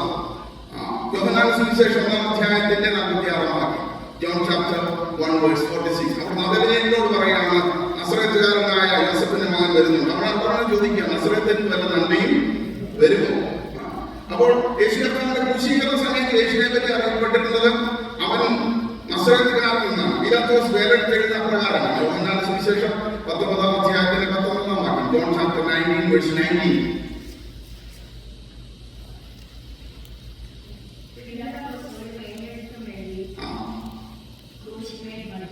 പീലാത്തോസ് മേലെടുത്ത് ക്രൂശിന്മേൽ പതിച്ചു.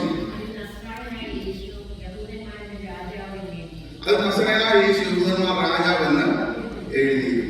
അപ്പോൾ നസറേനായ യേശു എന്നാണ് യേശുവിന്റെ ജീവിതകാലം മുഴുവൻ അറിയപ്പെട്ടത്. ജനനം മുതൽ മരണം വരെ ക്രൂശിക്കുമ്പോൾ വരെ നസറേത്തുകാരൻ അറിയപ്പെട്ടു. നസറേത്തുകാരനായ യേശു ഒരുപക്ഷെ ആ കാലത്ത് പല യേശു എന്ന് പേരുള്ള ആൾക്കാരുണ്ടാകും. അപ്പോൾ യേശു വരുന്നതിന് കേട്ടപ്പോൾ നസറേത്തുകാരനായ യേശു എന്നല്ല അവൻ നിലവിളിച്ചത്. അവൻ നിലവിളിച്ചത്, യേശുവേ ദാവീദ് പുത്ര എന്നോട് കരുണ തോന്നണം. ദാവീദിന്റെ പുത്രനാണ് എന്നുള്ള തിരിച്ചറിവ് ഈ അന്ധനായ മനുഷ്യനുണ്ടായിരുന്നു. ഒരുപക്ഷെ പുറമെയുള്ള കണ്ണുകൾ അടഞ്ഞിരിക്കുമ്പോഴും അകന്നുള്ള കണ്ണുകൾ ഉൾക്കൊള്ളുകൾ തുറന്നിരിക്കുന്നത് കൊണ്ടാണ് അവൻ ദാവീദിന്റെ പുത്രനാണ് തിരിച്ചറിയാൻ ഇടയാകുന്നത്. മത്തായിയുടെ സുവിശേഷം 1-ാം അധ്യായത്തിന്റെ 6-ാം വാക്യം നമ്മൾ വായിക്കുമ്പോൾ അവിടെ ദാവീദിന്റെ പുത്രനായിട്ടാണ് യേശു ക്രിസ്തു വരുന്നത്. വംശാവലി കാണുന്നത് അബ്രഹാമിന്റെ പുത്രനായ ദാവീദിന്റെ പുത്രനായ യേശു ക്രിസ്തുവിന്റെ സുവിശേഷം എന്ന് പറഞ്ഞുകൊണ്ടാണ് 1-ാം അധ്യായത്തിന്റെ 1-ാം വാക്യം ആരംഭിക്കുന്നത്. 1-ാം അധ്യായത്തിന്റെ 17-ാം വാക്യം നമ്മൾ വായിക്കുമ്പോൾ അബ്രഹാം മുതൽ ദാവീദ് വരെ, ദാവീദ് മുതൽ ബാബേപ്രവാസം മുതൽ ക്രിസ്തു വരെ 14 തലമുറകൾ വീതം നമ്മൾ കാണുകയാണ്. നിങ്ങൾ എടുക്കുന്ന വേദഭാഗമായി സമയം ഇരിക്കുവാണ് ഞാൻ പറഞ്ഞു പോകുന്നത്. അപ്പോൾ 42 തലമുറകൾ.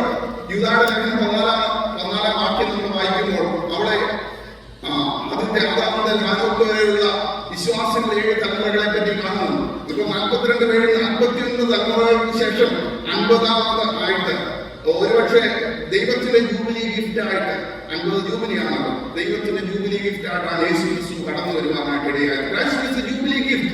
ഈ ലോകത്തിന്റെ രക്ഷയ്ക്കായിട്ട്, ഈ ലോകത്തെ വീണ്ടെടുപ്പിനായിട്ട് ദൈവം നമുക്ക് നൽകിയ സമ്മാനമാണ് യേശു ക്രിസ്തു. തിരിച്ചറിയുവാൻ, വീണ്ടെടുക്കപ്പെടുവാൻ മറ്റൊരു രക്ഷയില്ല.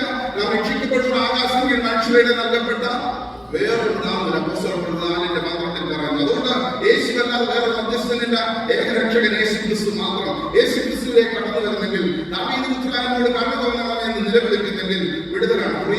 എന്നുള്ള പദമാണ്. കർത്താവിനോട് കരുണ തോന്നണമേ, ദാവീദ് പുത്ര കരുണ തോന്നണമേ. ചുറ്റും നിന്നവരാരും അവനെ പ്രോത്സാഹിപ്പിച്ചില്ല. എന്നാൽ അവനെ ഏറ്റവും അധികം നിലവിളിച്ചു. 48-ാം വാക്യം, 10-ാം അധ്യായം 48-ാം വാക്യം. അവൻ ശാസിച്ചിട്ടും അവൻ ഏറ്റവും അധികം നിലവിളിച്ചു. എന്നെ കേൾക്കുന്ന പ്രിയപ്പെട്ട ഒരുപക്ഷെ ദൈവസ്ഥനെ നിലവിളിക്കുമ്പോൾ, ദൈവത്തിന് സ്തോത്രം അർപ്പിക്കുമ്പോൾ ആരും പ്രോത്സാഹിപ്പിക്കാൻ കടന്നുവന്നില്ല എന്ന് തോന്നേക്കാം. എന്നാൽ നിലവിളിയുടെ ശബ്ദം കുറയ്ക്കരുത്, ഉറക്കെ നിലവിളിക്കുകയാണ്. ദാവീദ് പുത്ര യേശുവേ എന്നോട് കരുണ തോന്നണമേ. ദാവീദിന്റെ സന്തതിയായിട്ട് മശീഹായിട്ട് കടന്നു വരുന്ന വെളിപ്പാടത്തിന്റെ 5 പറഞ്ഞ യഹൂദാ ഗോത്രത്തിലെ സിംഹം, ദാവീദിന്റെ പേരുമായവൻ, ദാവീദിന്റെ താക്കോൽ കയ്യിലുള്ളവൻ, ആരും അടയ്ക്കാതെ തുറക്കുന്നവൻ, ആരും തുറക്കാതെ അടയ്ക്കുന്ന കർത്താവ്. അവൻ കടന്നു വരുമ്പോൾ ജീവിതത്തിന് മാറ്റം സംഭവിക്കും. അപ്പോൾ അവിടെ വായിക്കുന്ന 49-ാം വാക്യത്തിൽ വായിക്കുന്ന, അപ്പോൾ യേശു നിന്നു.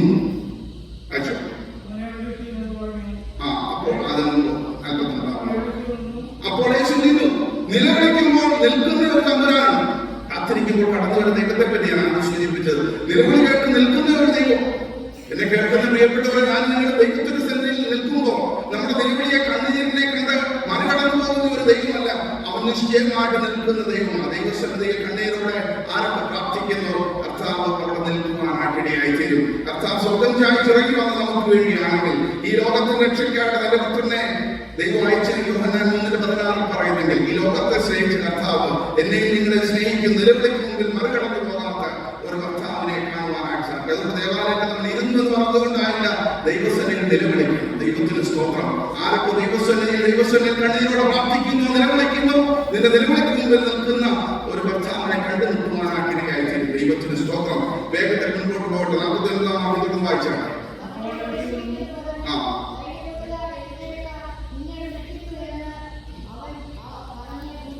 ധൈര്യപ്പെടുക, എഴുന്നേൽക്കുക, നിന്നെ വിളിക്കുന്നു അവർ പറഞ്ഞു.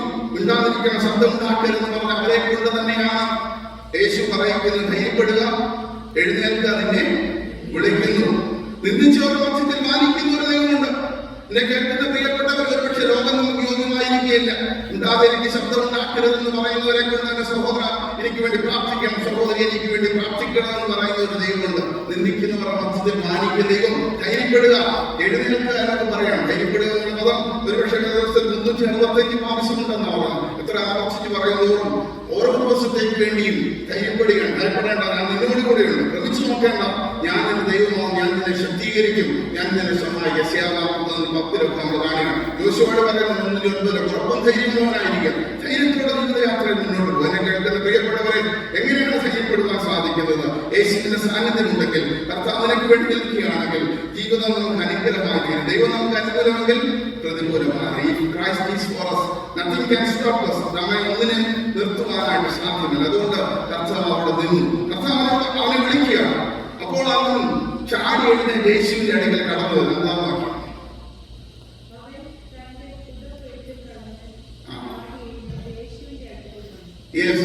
അവൻ പുതപ്പെട്ട് കളഞ്ഞ് ചാടി എഴുന്നേറ്റ് യേശുവിന്റെ അടുക്കൽ വന്നു. ഇരുന്നത് പോലെ, നമ്മൾ വന്നിരുന്നത് പോലെ എഴുന്നേറ്റ് പോകണമെന്ന് വിചാരിക്കുന്നത്. എന്നെ കേൾക്കുന്ന പ്രിയപ്പെട്ടവരെ, ചാടി എഴുന്നേറ്റ് മടങ്ങുവാൻ ഇടയാകണം. ചില സൗഖ്യം പ്രാപിച്ചിട്ട് കടന്നു പോകുവാനായിട്ട് ഇടയായിത്തീരണം. സൗഖ്യം പ്രാപിക്കണമെങ്കിൽ ചിലതൊക്കെ ഉപേക്ഷിക്കുവാനായിട്ട് സാധിക്കണം. ദൈവത്തിന് സ്തോത്രം. അവന്റെ പുതപ്പ് ഉപേക്ഷിച്ചു. അവന്റെ സമ്പാദ്യം ഒരുപക്ഷെ അവൻ രക്ഷ നൽകുന്നത് ഒരുപക്ഷെ മാലിന്യമായി തീർന്ന പുതപ്പ് എന്ത് തന്നെയായാലും ഉപേക്ഷിക്കുവാൻ ഇടയായിത്തീരണം. ഒരുപക്ഷെ ഒരു പട്ടികയൊന്നും നിരത്തുവാൻ ഞാൻ ആഗ്രഹിക്കുന്നില്ല. ചിലതൊക്കെ ഇന്ന് രാത്രികാലം ദൈവാത്മാവ് സൂചിപ്പിക്കുന്നുവെങ്കിൽ ഉപേക്ഷിക്കേണ്ടതിനെ വിട്ടുകളയാൻ സാധിക്കുമ്പോഴാണ് നമ്മുടെ ജീവിതം അനുഗ്രഹമായി തീരും. ചിലത് ഉപേക്ഷിച്ചെങ്കിൽ മാത്രമേ സൗഖ്യം പ്രാപിക്കുവാനായിട്ട് സാധിക്കും. വിട്ടുകളയുന്നെങ്കിൽ മാത്രമേ വീണ്ടെടുപ്പ് പ്രാപിക്കുവാനായിട്ട് സാധിക്കും. വിട്ടുകളയുക, അപ്പോൾ വീണ്ടെടുക്കപ്പെടുവാനായിട്ട് ഇടയായിത്തീരും. അതുകൊണ്ട് ദൈവത്തിന് വചനം ഓർമ്മിപ്പിക്കുന്ന ചിലതൊക്കെ വിട്ടുകളയാൻ സാധിക്കണം. കുരങ്ങനെ പിടിക്കാൻ ഉപയോഗിക്കുന്ന ഒരു ടെക്നിക്കുണ്ട്. ചെറിയ പാവട്ടമുള്ള ഒരു തലത്തിൽ അല്പം കടലയിട്ട് വെച്ചിരുന്നാൽ മതി. ആ പുറകെ വന്ന് ആ കടലയെടുക്കും. കടലയെടുത്ത് കഴിയുമ്പോൾ ഈ കൈ പുറത്തോട്ട് എടുക്കാൻ പറ്റത്തില്ല. അപ്പോൾ പുറകിനെ പിടിക്കാം. അതിനെപ്പറ്റിയാണ് പറയുന്നത് മർക്കട മുഷ്ടി എന്ന് പറയും. മർക്കട മുഷ്ടി ചുരുട്ടി കഴിഞ്ഞാൽ പുറത്ത് ചിലർക്ക് വിട്ട് കളഞ്ഞില്ലെങ്കിൽ അവിടെ നിന്ന് കേൾക്കുന്നത്. അതുകൊണ്ട് ഞാൻ നിർത്തുകയാണ്. അതുകൊണ്ട് വിട്ടുകളയാൻ, വിടുതൽ പ്രാപിക്കുവാൻ സാധിക്കുന്നു, വീണ്ടെടുക്കുവാൻ സാധിക്കണമെങ്കിൽ ചിലതൊക്കെ വിട്ടുകളയണം. യേശുവിനോട് ചോദിക്കുന്നു, ഞാൻ നിനക്ക് എന്ത് ചെയ്തു തരണം? 1-ാം അധ്യായത്തിന്റെ 51-ാം 10-ാം ഞാൻ നിനക്ക് എന്ത് ചെയ്തു തരണമെന്ന് ചോദിക്കുന്നു. What do you want me to do for you? ഞാൻ നിനക്ക് എന്താണ് ചെയ്തു തരേണ്ടത്? യേശു കർത്താവിനെ തിരിച്ചറിഞ്ഞ വ്യക്തി അവൻ പറയുന്നു, എനിക്ക് ഒരേ ഒരു ആഗ്രഹമുള്ളൂ, എനിക്ക് കാഴ്ച പ്രാപിക്കണം. I want to see.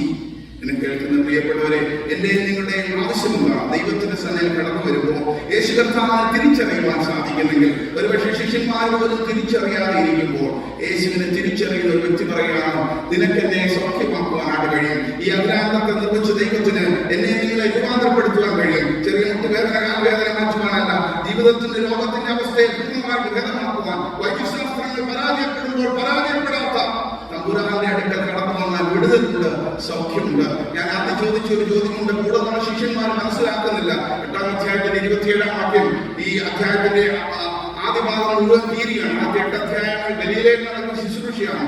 യേശു ആരാണെന്ന് ചോദിച്ചിട്ട് ഒരു ശിഷ്യൻ പോലും ധൈര്യത്തോടെ പറയാൻ സാധിക്കുന്നില്ല. അവസാനം അല്പം ധൈര്യം സംഭരിച്ച് പത്രോസ് ഉത്തരം പറഞ്ഞു. 8-ാം അധ്യായത്തിന്റെ 29-ാം വാക്യം, ചാപ്റ്റർ 8 വേഴ്സ് 29.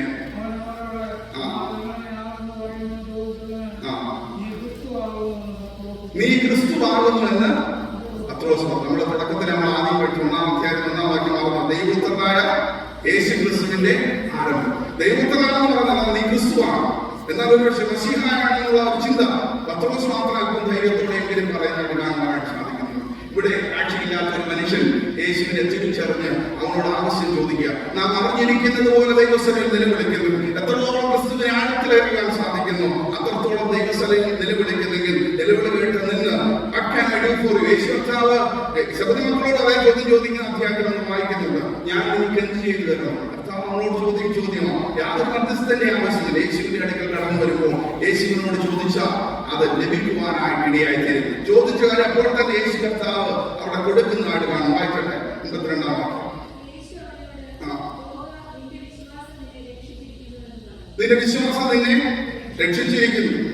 നിന്റെ വിശ്വാസം നിന്നെ രക്ഷിക്കട്ടെ എന്ന് പറയാറുണ്ടല്ലേ? അങ്ങനെ ഒരു വാക്യം വേദപുസ്തകത്തിലില്ല. നിന്റെ വിശ്വാസം നിന്നെ രക്ഷിക്കട്ടെ അങ്ങനെ പറയാം. അങ്ങനെ വേദപുസ്തകത്തിൽ വാക്യം നിന്റെ വിശ്വാസമാണ് നിന്നെ രക്ഷിച്ചിരിക്കുന്നത്. എവിടെയൊക്കെ യേശു പറഞ്ഞു കേട്ടോ, നിന്റെ വിശ്വാസം മൂലം നീ രക്ഷപ്പെടാം. ഏതെങ്കിലും വിശ്വാസം നിനക്കുണ്ടോ അതെന്നെ രക്ഷിക്കുമെന്ന് വേദപുസ്തകത്തിൽ ഒരു വാക്യമില്ല.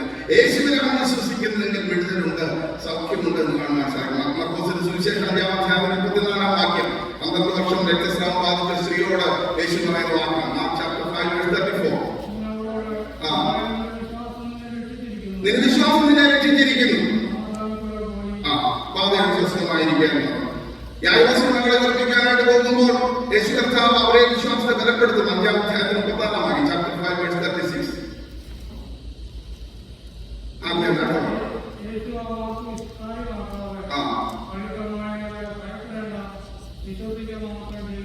ഈ മകൾ പഠിച്ചപോലെ എന്ത് ചെയ്യുമെന്ന് പറഞ്ഞു. അപ്പോൾ പറഞ്ഞു ഭയപ്പെടേണ്ട, വിശ്വസിക്കുക മാത്രം. യെസ് ബിലീവ്, വിശ്വസിക്കുക മാത്രം ചെയ്യുക. വിശ്വസിച്ചാൽ നീ ദൈവത്തിന്റെ മഹത്വം കാണും. വേദപുസ്തകത്തിന്റെ ഉള്ളടക്കം ഒന്ന് മാത്രമേ ഉള്ളൂ. യേശു വിശ്വസിക്കുക, വിശ്വസിച്ചാൽ നീ ദൈവത്തിന്റെ മഹത്വം കാണും. 40 പറഞ്ഞു. വിശ്വസിച്ച് ആരൊക്കെ ദൈവസേനയിൽ കടന്നു വന്നു അവരൊക്കെ ദൈവത്തിന്റെ മഹത്വം കണ്ടിട്ടുണ്ട്. അതുകൊണ്ട് എന്നെ കേൾക്കുന്ന പ്രിയപ്പെട്ടവരെ, വിശ്വസിച്ചുകൊണ്ട് യേശുവിന്റെ അടുക്കൽ കടന്നു വരുന്നെങ്കിൽ അത് സംഭവിക്കാൻ നിന്നാൽ കഴിയുന്നെങ്കിൽ ചെയ്താട്ടെ എന്ന് പറയുന്നുണ്ട്. 9-ാം അധ്യായത്തിന് 23-ാം വാക്യം, ചാപ്റ്റർ 9 വേഴ്സ് 23. ചന്ദ്രരോഗം ബാധിച്ച മകനെ പിതാവ് വരികയാണ്. നിന്നാൽ കഴിയുമെങ്കിലോ എന്നോ വിശ്വസിക്കുന്ന സകലം സാധിക്കും. If you believe everything is possible. നീ വിശ്വസിക്കുകയാണെങ്കിൽ നിന്റെ മകൻ രക്ഷ പ്രാപിക്കും. ദൈവത്തിന് സ്തോത്രം. 10-ാം അധ്യായത്തിന്റെ 27-ാം വാക്യം, 27-ാം വാക്യം.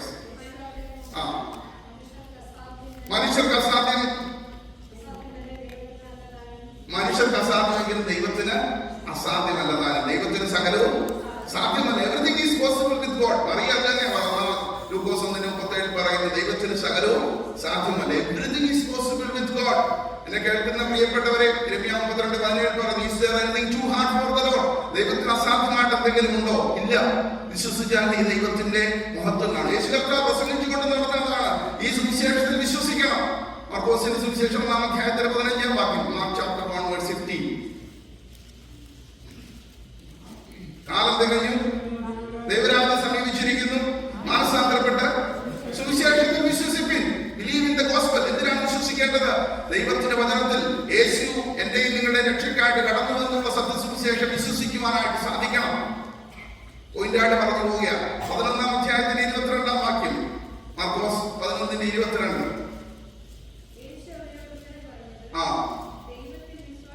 ദൈവത്തിൽ വിശ്വാസമുള്ളവരായി, ബിലീവ് ഇൻ ഗോഡ്. ദൈവത്തിൽ വിശ്വസിക്കുക. എന്റെ ജീവിതത്തിൽ അസാധ്യങ്ങളെ സാധ്യമാക്കുന്ന ഒരു ദൈവമുണ്ട്. ഈ ദൈവത്തിൽ വിശ്വസിക്കുക. 11-ാം അധ്യായത്തിന് 24-ാം വാക്യം, Mark chapter 11:24.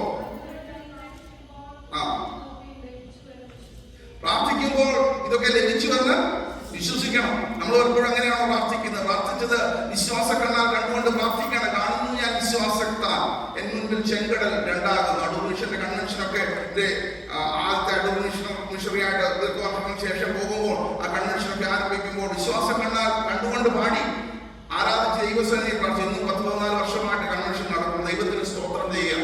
അത്ഭുതങ്ങൾ കാണുവാനായിട്ട് ഇടയായി തീർന്നിട്ടുണ്ട്. എന്നെ കേൾക്കുന്ന പ്രിയപ്പെട്ടവരെ, വിശ്വാസ കണ്ണാൽ കാണണം. വിശ്വാസം എന്നതോ ആശിക്കുന്നതിന്റെ ഉറപ്പും കാണാത്ത കാര്യങ്ങൾ നിശ്ചയം എബ്രായർ 11:1 പറയുന്നു. അതുകൊണ്ട് കണ്ടിട്ടില്ലാത്തത് കണ്ടതുപോലെ വിശ്വസിക്കുക. വിശ്വസിച്ചാൽ നീ ദൈവത്തിന്റെ മഹത്വം കാണാം. അതുകൊണ്ട് വിശ്വസിച്ചുകൊണ്ട് ദൈവസേനയിൽ ഏറ്റെടുക്കുന്നെങ്കിൽ ജീവിതം അനുഗ്രഹിക്കപ്പെടുക. വിശ്വസിക്കുമ്പോഴാണ് വിടുതൽ ലഭിക്കുന്നത്. കാത്തിരിക്കുമ്പോൾ കർത്താവ് കടന്നു വരുന്നു, നിലവിളിക്കുമ്പോൾ ദൈവം നിൽക്കുന്നു. വിശ്വസിച്ച് നീ ഏറ്റെടുക്കുമ്പോൾ വിടുതൽ പ്രാപിക്കും. ദൈവത്തിന് സ്തോത്രം. എന്നെ കേൾക്കുന്ന പ്രിയപ്പെട്ടവരെ, കഴിഞ്ഞ കാലങ്ങളിൽ ദൈവം നമ്മുടെ എന്റെ നിങ്ങളുടെ ജീവിതത്തിൽ അത്ഭുതം പ്രവർത്തിച്ചു ഞാൻ വിശ്വസിക്കുക. എന്റെ ജീവിതത്തിൽ ഞാൻ സൂചിപ്പിച്ചല്ലോ, ദൈവം അത്ഭുതം പ്രവർത്തിച്ചുകൊണ്ട് ആരോഗ്യത്തോടെ ദൈവസന്നിധിയിൽ നിന്ന് ദൈവത്തെ സ്തുതിക്കുവാനായിട്ട് സാധിക്കും. എന്റെ നിങ്ങളുടെ ജീവിതത്തിൽ ദൈവം എന്തെങ്കിലും അത്ഭുതം പ്രവർത്തിച്ചാൽ കരങ്ങൾ ഉയർത്തി ദൈവത്തിന് സ്തോത്രം ചെയ്യാൻ സാധിക്കും. Hallelujah, praise the Lord. ഉയർത്തപ്പെട്ട കരങ്ങൾക്കായിട്ട് യോഹന്നാൻ 1:11 ആധാരമാക്കിയിട്ട് യേശു കർത്താവിന്റെ അത്ഭുതം ഇന്നും തീർന്നു പോയിട്ടില്ല. അടയാളങ്ങളുടെ ആരംഭം മാത്രമേ ഉള്ളൂ, അവസാനമില്ല. അവന്റെ ശിഷ്യന്മാർ അവനിൽ വിശ്വസിച്ചു എന്ന് പറഞ്ഞാൽ തീരുന്നത്. യേശുവിന്റെ ശിഷ്യന്മാരെ വിശ്വസിച്ചല്ലേ വന്നത്? അതെ. എന്നാൽ ചില അടയാളങ്ങൾ കാണുമ്പോൾ വിശ്വാസത്തെ കുറയ്ക്കുവാനായിട്ടിടയായിത്തീരും. ഒരുപക്ഷെ നമ്മൾ പല അടയാളങ്ങൾ കണ്ട് ഇന്നും വിശ്വാസത്തിൽ എവിടെ നമ്മൾ നിൽക്കുന്നു? വിശ്വാസത്തോടുകൂടെ മലയോട് നീങ്ങി പോകാൻ പറഞ്ഞാൽ അത് സംഭവിക്കും. മലയോട് ചാടി കടലിൽ പോകാൻ പറഞ്ഞാൽ അത് സംഭവിക്കും. വിശ്വസിച്ചാൽ ദൈവത്തിന്റെ മഹത്വം കാണാം. അതുകൊണ്ട് എന്നെ കേൾക്കുന്ന പ്രിയപ്പെട്ടവരെ, വിശ്വസിച്ചുകൊണ്ട് വിശ്വാസത്താലാണ് ആത്മരക്ഷ, കൃപയാലാണ് ആത്മരക്ഷ. എഫേസ്യർ 2:8 പറയുന്നു, കൃപയാൽ വിശ്വാസത്താൽ ദൈവത്തിന്റെ രക്ഷ പ്രാപിക്കും. അത് വിശ്വസിച്ചുകൊണ്ട് ഏറ്റെടുക്കുവാൻ സാധിക്കും. എന്റെ നിങ്ങളുടെ ജീവിതത്തിൽ സൗഖ്യം നൽകുവാൻ, വിടുതൽ നൽകുവാൻ മതിയായ ഒരു തമ്പുരാനുണ്ട്. ഈ സൗഖ്യം കൊണ്ട് നമ്മുടെ ജീവിതം അവസാനിപ്പിക്കരുത്. കർത്താവിനെ പിന്തുടരുവാനായിട്ട് സാധിക്കണം. അത് പറഞ്ഞുകൊണ്ടാണ് ഈ ഭാഗം അവസാനിപ്പിക്കും. 10-ാം അധ്യായത്തിന്റെ 82-ാം വാക്യം.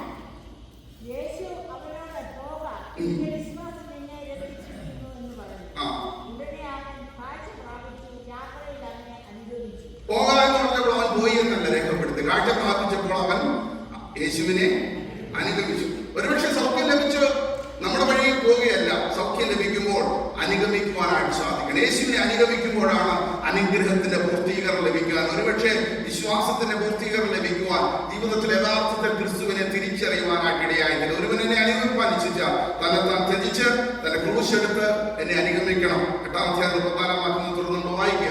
അതുകൊണ്ട് യേശുവിനെ അനുഗമിക്കുക. യേശുവിന്റെ ശുശ്രൂഷയുടെ 2-ാം ഭാഗം ഈ 10-ാം അധ്യായം കൊണ്ട് അവസാനിക്കുക. 11-ാം അധ്യായം മുതൽ യേശു യെരൂശലേമിൽ ക്രൂശീകരണത്തിനായിട്ട് പോവുകയാണ്. നമ്മൾ തുടർന്നുള്ള ഭാഗങ്ങൾ അതാ വായിക്കും. പിന്നീട് അത്ഭുതങ്ങളൊന്നും ചെയ്തതായിട്ട് നമ്മൾ കാണുന്നില്ല. യേശുവിനെ ചോദ്യം ചെയ്യുന്നത്, യേശു ഉത്തരം പറയുന്നത്, ഇങ്ങനെ അവസാന ഘട്ടത്തിലേക്ക് കടന്ന ഒരു 14-15 അധ്യായങ്ങൾ യേശുവിന്റെ ക്രൂശീകരണവുമായിട്ട് ബന്ധപ്പെട്ട അറസ്റ്റ് ചെയ്യുന്നതും ഒക്കെ നമ്മൾ വായിക്കുകയാണ്. ഒടുവിൽ യേശുവിനെ ക്രൂശിക്കുന്നു. ഒരുപക്ഷെ ഞാൻ വിശ്വസിക്കുന്ന ഈ മനുഷ്യൻ യേശുവിനെ ക്രൂശോളം അനുഗമിച്ചു എന്നുള്ളതാണ്. ആ ക്രൂശിന്റെ അരികിൽ നിൽക്കുമ്പോഴാണ് യേശു ആരാണെന്നുള്ള 2-ാമത്തെ സത്യം അവിടെ വെളിവാകുന്നു. 15-ാം അധ്യായത്തിന് 39-ാം വാക്യം വായിക്കുമ്പോൾ അവിടെ ക്രൂശിനരികെ നിൽക്കുന്ന ശതാധിപൻ പറയുന്നു, ഇവൻ വാസ്തവത്തിൽ ദൈവപുത്രനാണ്. വായിച്ചു Mark chapter 15:39.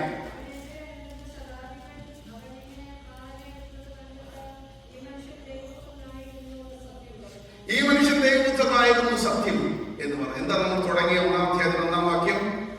ദൈവപുത്രനായ യേശു ക്രിസ്തുവിന്റെ സുവിശേഷത്തിന്റെ ആരംഭം. മിസ്റ്ററിയാണ്. ഒരുപക്ഷെ മാർക്കൻ മിസ്റ്ററി എന്നൊക്കെ പറയാറുണ്ട്. യേശു ആരാണെന്ന് ആദ്യം വെളിപ്പെടുത്തിയെങ്കിലും വായനക്കാരായി നമുക്കറിയാം, ശിഷ്യന്മാർ തിരിച്ചറിയുന്നില്ല. പത്രോസ് പറയുന്നത് ക്രിസ്തു ആണെന്ന്. എന്നാൽ യഹൂദനല്ലാത്ത ഒരു ജാതീയനായ മനുഷ്യൻ ശതാധിപനിൽ കൂടെ വെളിപ്പെടുത്തുകയാണ് ഇവൻ വാസ്തവത്തിൽ ദൈവപുത്രനായ ക്രിസ്തുവാണ്. ദൈവത്തിന് സ്തോത്രം. എന്നെ കേൾക്കുന്ന പ്രിയപ്പെട്ടവരെ, ദൈവം ചിലരെ എടുത്തുപയോഗിക്കുവാനായിട്ട് ഇടയായിത്തീരും. എന്നെ നിങ്ങൾ എടുത്തുപയോഗിക്കുവാൻ ഇടയായിത്തീരും. ക്രൂശുകൾ അനുഗമിച്ചെങ്കിൽ അവൻ യഥാർത്ഥത്തിൽ തിരിച്ചറിയുന്നു, ഇവൻ മശിഹായാണ്, എന്റെ രക്ഷകനാണ്, ഇവൻ ദൈവത്തിന്റെ പുത്രനാണ്. കർത്താവിന്റെ സന്നയെ തിരിച്ചറിഞ്ഞ് കർത്താവിനെ പിന്തുടരുമ്പോൾ ജീവിതയാത്രയുടെ അന്ത്യത്തോളം നമ്മെ വഴി നടത്തുവാൻ മതിയായ ഒരു തമ്പുരാനുണ്ട്. ഈ കർത്താവിനെ കുരിശിൽ കടന്നു വരുമ്പോഴാണ് പാപമോചനം യഥാർത്ഥത്തിൽ വീണ്ടെടുപ്പ് പ്രാപിക്കുവാൻ ഇടയാകുന്നത്. നമ്മുടെ യാത്ര അതുകൊണ്ട് അവസാനിക്കുന്നില്ല, നിത്യത വരെയുള്ള യാത്രയാണ്. ദൈവത്തിന് സ്തോത്രം. വെളിപ്പാട് പുസ്തകം ആധാരമാക്കി നാളെ ചില ചിന്തകൾ പങ്കിടുവാൻ ആഗ്രഹിക്കുക. കണ്ണുകളെ അടയ്ക്കാം, നമുക്ക് പ്രാർത്ഥിക്കാം. ദൈവത്തിന്റെ സന്നിധിയിലേക്ക് ഇന്ന് കടന്നു വരുമ്പോൾ ദൈവത്തിന്റെ കൃപ വ്യാപരിക്കട്ടെ. ദൈവസന്നിധിയിൽ സമർപ്പിക്കുക. നമ്മൾ വെറുതെ ഇവിടെ കടന്നു വന്ന് കാഴ്ചക്കാരായി ഇരുന്നത് പോലെ എഴുന്നേറ്റ് പോകുവാനല്ല, ചാടി എഴുന്നേറ്റ് മടങ്ങുവാനായിട്ട് ഇടയായി തീരണം. ദൈവത്തിന്റെ സന്നിധിയിലേക്ക് സമർപ്പിക്കുവാനായിട്ട് സാധ്യമോ? ദൈവത്തിന്റെ സന്നിധിയിൽ സമർപ്പിച്ചാൽ ദൈവകൃപ വ്യാപരിക്കും. കാത്തിരിക്കുന്നവർ മധ്യത്തിൽ വെളിപ്പെടുന്ന ഒരു കർത്താവുണ്ട്. നീ നിലവിളിക്കുന്നെങ്കിൽ, കണ്ണീരോടെ ദൈവസനെ നിലവിളിക്കുന്നെങ്കിൽ, രാത്രിയാമങ്ങൾ ഓരോ കണ്ണീരൊഴുക്കി തലമുറകൾക്ക് വേണ്ടി പ്രാർത്ഥിക്കുന്നെങ്കിൽ, വീതിയുടെ തലക്കൽ തളർന്നു കിടക്കുന്ന കുഞ്ഞുങ്ങളുടെ ജീവരക്ഷയ്ക്ക് അവങ്കിലേക്ക് കണ്ണുയർത്തുന്നെങ്കിൽ, കണ്ണീരിനെ മാനിക്കുന്ന ഒരു ദൈവമുണ്ട്. മാതാവേ, നിന്റെ പ്രാർത്ഥന, നിന്റെ കണ്ണീരിനെ മാനിക്കുന്ന ഒരു ദൈവമുണ്ട്. പിതാവേ, നിന്റെ പ്രാർത്ഥന കേൾക്കുന്ന ഒരു ദൈവമുണ്ട്. സഹോദര സഹോദരി, നിങ്ങളുടെ പ്രാർത്ഥന കേൾക്കുന്ന ഒരു ദൈവമുണ്ട്. നീ നിലവിളിക്കുക. നീ നാല് ചുമരിനുള്ളിൽ ഇരിക്കുമ്പോൾ പോലും ദൈവത്തിനോട് സംസാരിക്കുവാൻ സാധിക്കുന്നില്ലെങ്കിൽ നീ ലജ്ജിക്കേണ്ട. ദൈവസന്നിധിയിൽ നിലവിളിക്കുക. ഒരുപക്ഷെ ചുറ്റുപാട് ഇരിക്കുന്നവർ പ്രോത്സാഹിപ്പിച്ചില്ല എന്ന് വന്നേക്കാം. എന്നാൽ നിർത്താതെ നിലവിളിക്കുന്നെങ്കിൽ നിന്റെ നിലവിളി കേട്ട് നിൽക്കുന്ന ഒരു തമ്പുരാനുണ്ട്. സ്വർഗം ചായ്ച്ചിറങ്ങി വരുന്ന ഒരു ദൈവമുണ്ട്. ഈ രാത്രിയിൽ ചില അത്ഭുതങ്ങൾ ദൈവം പ്രവർത്തിക്കാനായിട്ട് പോവുക. ഈ ദിവസങ്ങളിൽ ചില അത്ഭുതങ്ങൾ ചില പ്രിയപ്പെട്ടവരുടെ ജീവിതത്തിൽ ദൈവം വെളിപ്പെടുന്ന സാക്ഷ്യം കേൾക്കുവാനിടയായി. ദൈവത്തിന്റെ കരം ഇന്ന് ശക്തി കുറഞ്ഞു പോയിട്ടില്ല. വിടുവിക്കാൻ കഴിയാതെ അവന്റെ കരം കുറുകി പോയിട്ടില്ല. കേൾപ്പാൻ കഴിയാതെ അവന്റെ ചെവി മന്ദമായിട്ടില്ല. കാവളം പോലെ നിന്റെ ശബ്ദം ഉയർത്തി ദൈവത്തിന്റെ സന്നിധിയിൽ നിന്റെ ഹൃദയത്തെ പകരുമ്പോൾ നിലവിളി കേട്ട് ഇറങ്ങി വരുന്ന ഒരു തമ്പുരാൻ അവൻ ചോദിക്കുകയാണ്, നിനക്ക് എന്താണ് വേണ്ടത്? ചിലതൊക്കെ ഉപേക്ഷിച്ചിട്ട് യേശുവിന്റെ അടുക്കൽ കടന്നു വരുവാൻ സാധിക്കുന്നെങ്കിൽ നിന്റെ ഹൃദയത്തിന്റെ ആഗ്രഹത്തിന്റെ മുൻപിൽ പകരുന്ന യേശുവിനെ എനിക്ക് കാഴ്ച പ്രാപിക്കണം, യേശുവിനെ എനിക്ക് നിന്നെ കാണണം, എന്റെ ജീവിതത്തിന്റെ ചില അവസ്ഥകൾ സ്ഥിതികൾക്ക് ഭേദം വരുത്തണം, കർത്താവേ എന്നോട് കരുണ തോന്നണമേ എന്ന് ദൈവസന്നിധിയിൽ നിലവിളിക്കുന്നെങ്കിൽ ദൈവത്തിന്റെ കൃപ എന്ന് വ്യാപരിക്കുവാനായിട്ട് ഇടയായിത്തീരും. ഇവിടെ ആയിരിക്കും ദൈവദാസന്മാരുടെ ഇതൊക്കെ ഒരുമിച്ച് പ്രാർത്ഥിക്കുവാൻ പോകും. എല്ലാ ദൈവജനം പ്രാർത്ഥിച്ചുകൊണ്ടിരുന്നാട്ടെ. സൗഖ്യം ലഭിച്ചിട്ട് മടങ്ങിയല്ല, സൗഖ്യം ലഭിച്ച് കർത്താവിനെ പിൻപറ്റുവാൻ കഴികാലങ്ങൾ ദൈവം വിടുതൽ നൽകിയിട്ടുണ്ടെങ്കിൽ ജീവിതത്തിന്റെ അവസാന ക്രൂശുകൾ അനുഗമിക്കുവാൻ, യേശു ദൈവത്തിനായ ക്രിസ്തുവിനെ തിരിച്ചറിയുവാൻ, എന്റെ പാപങ്ങൾക്ക് വേണ്ടി കല്ലുകുരിശിൽ മരിച്ചു തിരിച്ചറിഞ്ഞ് ഈ കർത്താവിനെ അനുഗമിക്കുവാൻ സാധിക്കുന്നെങ്കിൽ നമ്മുടെ ജീവിതം അനുഗ്രഹിക്കപ്പെടുക, വീണ്ടെടുപ്പിന്റെ പൂർത്തീകരണം ലഭിക്കുക, നിത്യത വരെയുള്ള ദർശനം ലഭിക്കുക. അതുകൊണ്ട് പ്രാർത്ഥിക്കാനായിട്ട് എല്ലാവരും പ്രാർത്ഥിച്ചുകൊണ്ടിരുന്നാട്ടെ. ദൈവത്തിന് കൃപയാവരിക്കുന്ന സമയമാണ്. ദൈവജനം ഒരുമനപ്പെട്ട് പ്രാർത്ഥിക്കുമ്പോൾ ശത്രുവിന്റെ ബന്ധനങ്ങൾ തകർന്നെങ്കിൽ, ചങ്ങലകൾ ബന്ധനങ്ങൾ അഴിഞ്ഞെങ്കിൽ, ചെങ്കടൽ രണ്ടായിട്ട് പിരിഞ്ഞെങ്കിൽ, നീങ്കൽ പാറയിൽ നിന്ന് വെള്ളം പുറപ്പെട്ടെങ്കിൽ, നിലം തുറന്ന് ഉറവയെ പുറപ്പെടുവിച്ചെങ്കിൽ, ഇന്ന് രാത്രികാലം ദൈവത്തിന്റെ സന്നിധിയിൽ പ്രാർത്ഥിക്കുക. എല്ലാവരും പ്രാർത്ഥിച്ചുകൊണ്ടിരുന്നാട്ടെ. ദൈവസന്നിധിയിൽ കൃപ ലഭിച്ച് ദൈവജനം ദൈവത്തെ സ്തുതിക്കുമ്പോൾ, ദൈവത്തിന് മഹത്വം കൊടുക്കുമ്പോൾ സ്വർഗത്തിലെ ദൈവത്തിന് കൃപയാവരിക്കുക. അതുകൊണ്ട് പ്രാർത്ഥിക്കാൻ പോകുന്നത് എല്ലാവരും പ്രാർത്ഥിച്ചുകൊണ്ടിരുന്നാട്ടെ. അടിയന്റെ കുറവുകൾ അനുഗ്രഹം തടസ്സമായിട്ട് നിൽക്കാതെ ദൈവമേ ദൈവത്തെ അനുഗ്രഹിക്കണമേ എന്ന് പ്രാർത്ഥിച്ചുകൊണ്ട് ദൈവത്തിന്റെ കരങ്ങൾ സമർപ്പിക്കുക. ഹല്ലേലൂയ, സ്തോത്രം, സ്തോത്രം. മഹത്വത്തിന് പ്രത്യാശയായ ദൈവമേ, സ്വർഗ്ഗസ്ഥ പിതാവേ, അനുഗ്രഹിക്കപ്പെട്ട സമയത്തിനായിട്ട് ഞങ്ങൾ അവിടെ സ്തുതിക്കുക. അവിടുത്തെ പുത്രനായ യേശുവിൽ കൂടെ ഞങ്ങൾക്ക് ലഭിച്ച വിടുതലിനായിട്ട്, സൗഖ്യത്തിനായിട്ട്, ആരോഗ്യത്തിനായിട്ട് സ്തോത്രം ചെയ്യുമ്പോൾ ഇന്ന് ഞങ്ങൾ നിലവിളിയോടെ ദൈവസന്നിധിയിൽ ഇരിക്കുന്നു. കർത്താവേ, ഞങ്ങളോട് കരുണ തോന്നണമേ. ഡോക്ടർമാർക്ക് വൈദ്യമുഖാന്തരങ്ങൾക്ക് സഹായിക്കാൻ കഴിയാത്തതിനെ സാധിപ്പിക്കുന്ന ദൈവത്തിന്റെ കരത്തിലേക്ക് സമർപ്പിക്കുക.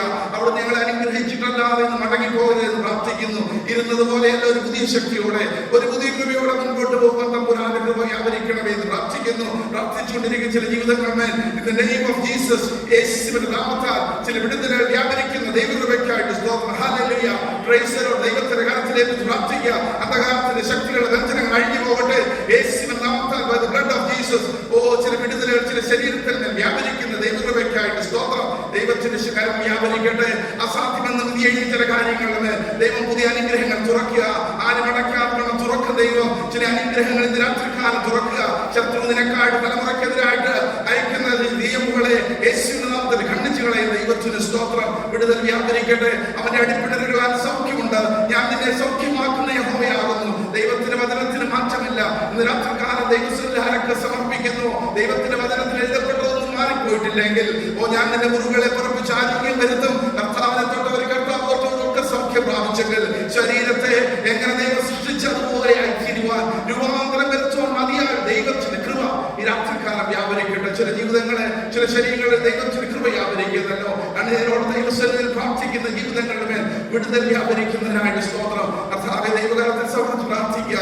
നിന്റെ ജനത്തോട് കരുണ തോന്നണം, കരുണ തോന്നണമേ എന്ന് പ്രാർത്ഥിക്കുന്നു. തമ്പുരാനെ അവിടുത്തെ കൃപ വ്യാപരിക്കുന്നതിനായിട്ട് സ്തോത്രം. ദൈവദാസന്മാർ ദൈവജനം ഒരുമനപ്പെട്ട് പ്രാർത്ഥിക്കുന്നല്ലോ. തമ്പുരാന്റെ കൃപ ഈ ആലയത്തിൽ വ്യാപരിക്കുന്നതിനായിട്ട് സ്തോത്രം. ഈ ആലയത്തിൽ കഴിക്കുന്ന പ്രാർത്ഥനയ്ക്ക് എന്റെ കണ്ണ് തുറന്നിരിക്കുന്നു, ചെവി ശ്രദ്ധിച്ചിരിക്കുന്നു. ദൈവത്തിന് സ്തോത്രം. വിടുതലായിട്ട് കൃപയ്ക്കായിട്ട് സ്തോത്രം. ഏറ്റെടുത്ത് കർത്താവെ അവിടുത്തെ ധ്യാനിച്ച് മുൻപോട്ട് പോകുവാൻ ദൈവത്തിന് കൃപ വ്യാപരിക്കണം. ഞാൻ നേരത്തെ നൽകുന്ന ദീവോച്ചനായിട്ട് കുടുംബത്തിനായിട്ട് സ്തോത്രം ചെയ്ത് പ്രാർത്ഥിക്കുന്നു. കർത്താവ് നമ്മുടെ വൈദ്യശ്രേഷ്ഠയിലേക്ക് പ്രാർത്ഥിക്കുന്നു. അഭിഷേകത്താൽ നിറയ്ക്കുന്ന കൃപയ്ക്കായിട്ട് സ്തോത്രം. ചർച്ച കമ്മിറ്റിയെ, വിവിധ സംഘടനകളുടെ ഗായകസംഘത്തിൽ നേതൃത്വം നൽകുന്നവരെല്ലാം പ്രാർത്ഥിക്കുക. ഇന്ന് കടന്നു ഓരോ പ്രിയപ്പെട്ടവരെ കർത്താവ് അവിടുന്ന് വിളിച്ചിട്ട് വന്നതാണല്ലോ. കർത്താവ് വെറുതെ ഈ സ്ഥലത്ത് വരത്തില്ലല്ലോ. ചില ഉദ്ദേശമുള്ളവനാൽ ചില ജീവിതങ്ങളെ പ്രത്യേകമായിട്ട് ഞങ്ങളെ പേര് ചൊല്ലി വിളിക്കുന്നില്ല. ഭയപ്പെടേണ്ട, ഞാൻ നിന്നോട് കൂടെയുണ്ട്. പെരുവെള്ളത്തിൽ കൂടി കടന്നു പോകാൻ നീ മുങ്ങിക്കളയത്തില്ല. അഗ്നിയിൽ കൂടി നീ നടന്നു പോകുന്നെങ്കിൽ അത് നിന്നെ കത്തിക്കുകയില്ല. ഇസ്രായേലിന്റെ പരിശുദ്ധൻ in the name of Jesus വിടുതലയക്കുന്ന ദൈവകൃപയ്ക്കായിട്ട് സ്തോത്രം. കർത്താവെ ചലിപ്പിക്കുന്ന ദൈവകൃപയ്ക്കായിട്ട് സ്തോത്രം. കർത്താവെ അവിടുത്തെ കൃപ തുടർന്നും വ്യാപരിക്കണം. സകല മഹത്വം അവിടത്തേക്ക് യേശു മിശിഹായുടെ സന്നിധാനത്തിൽ അപേക്ഷിക്കുന്നു. കൃപയോടെ കേൾക്കണം.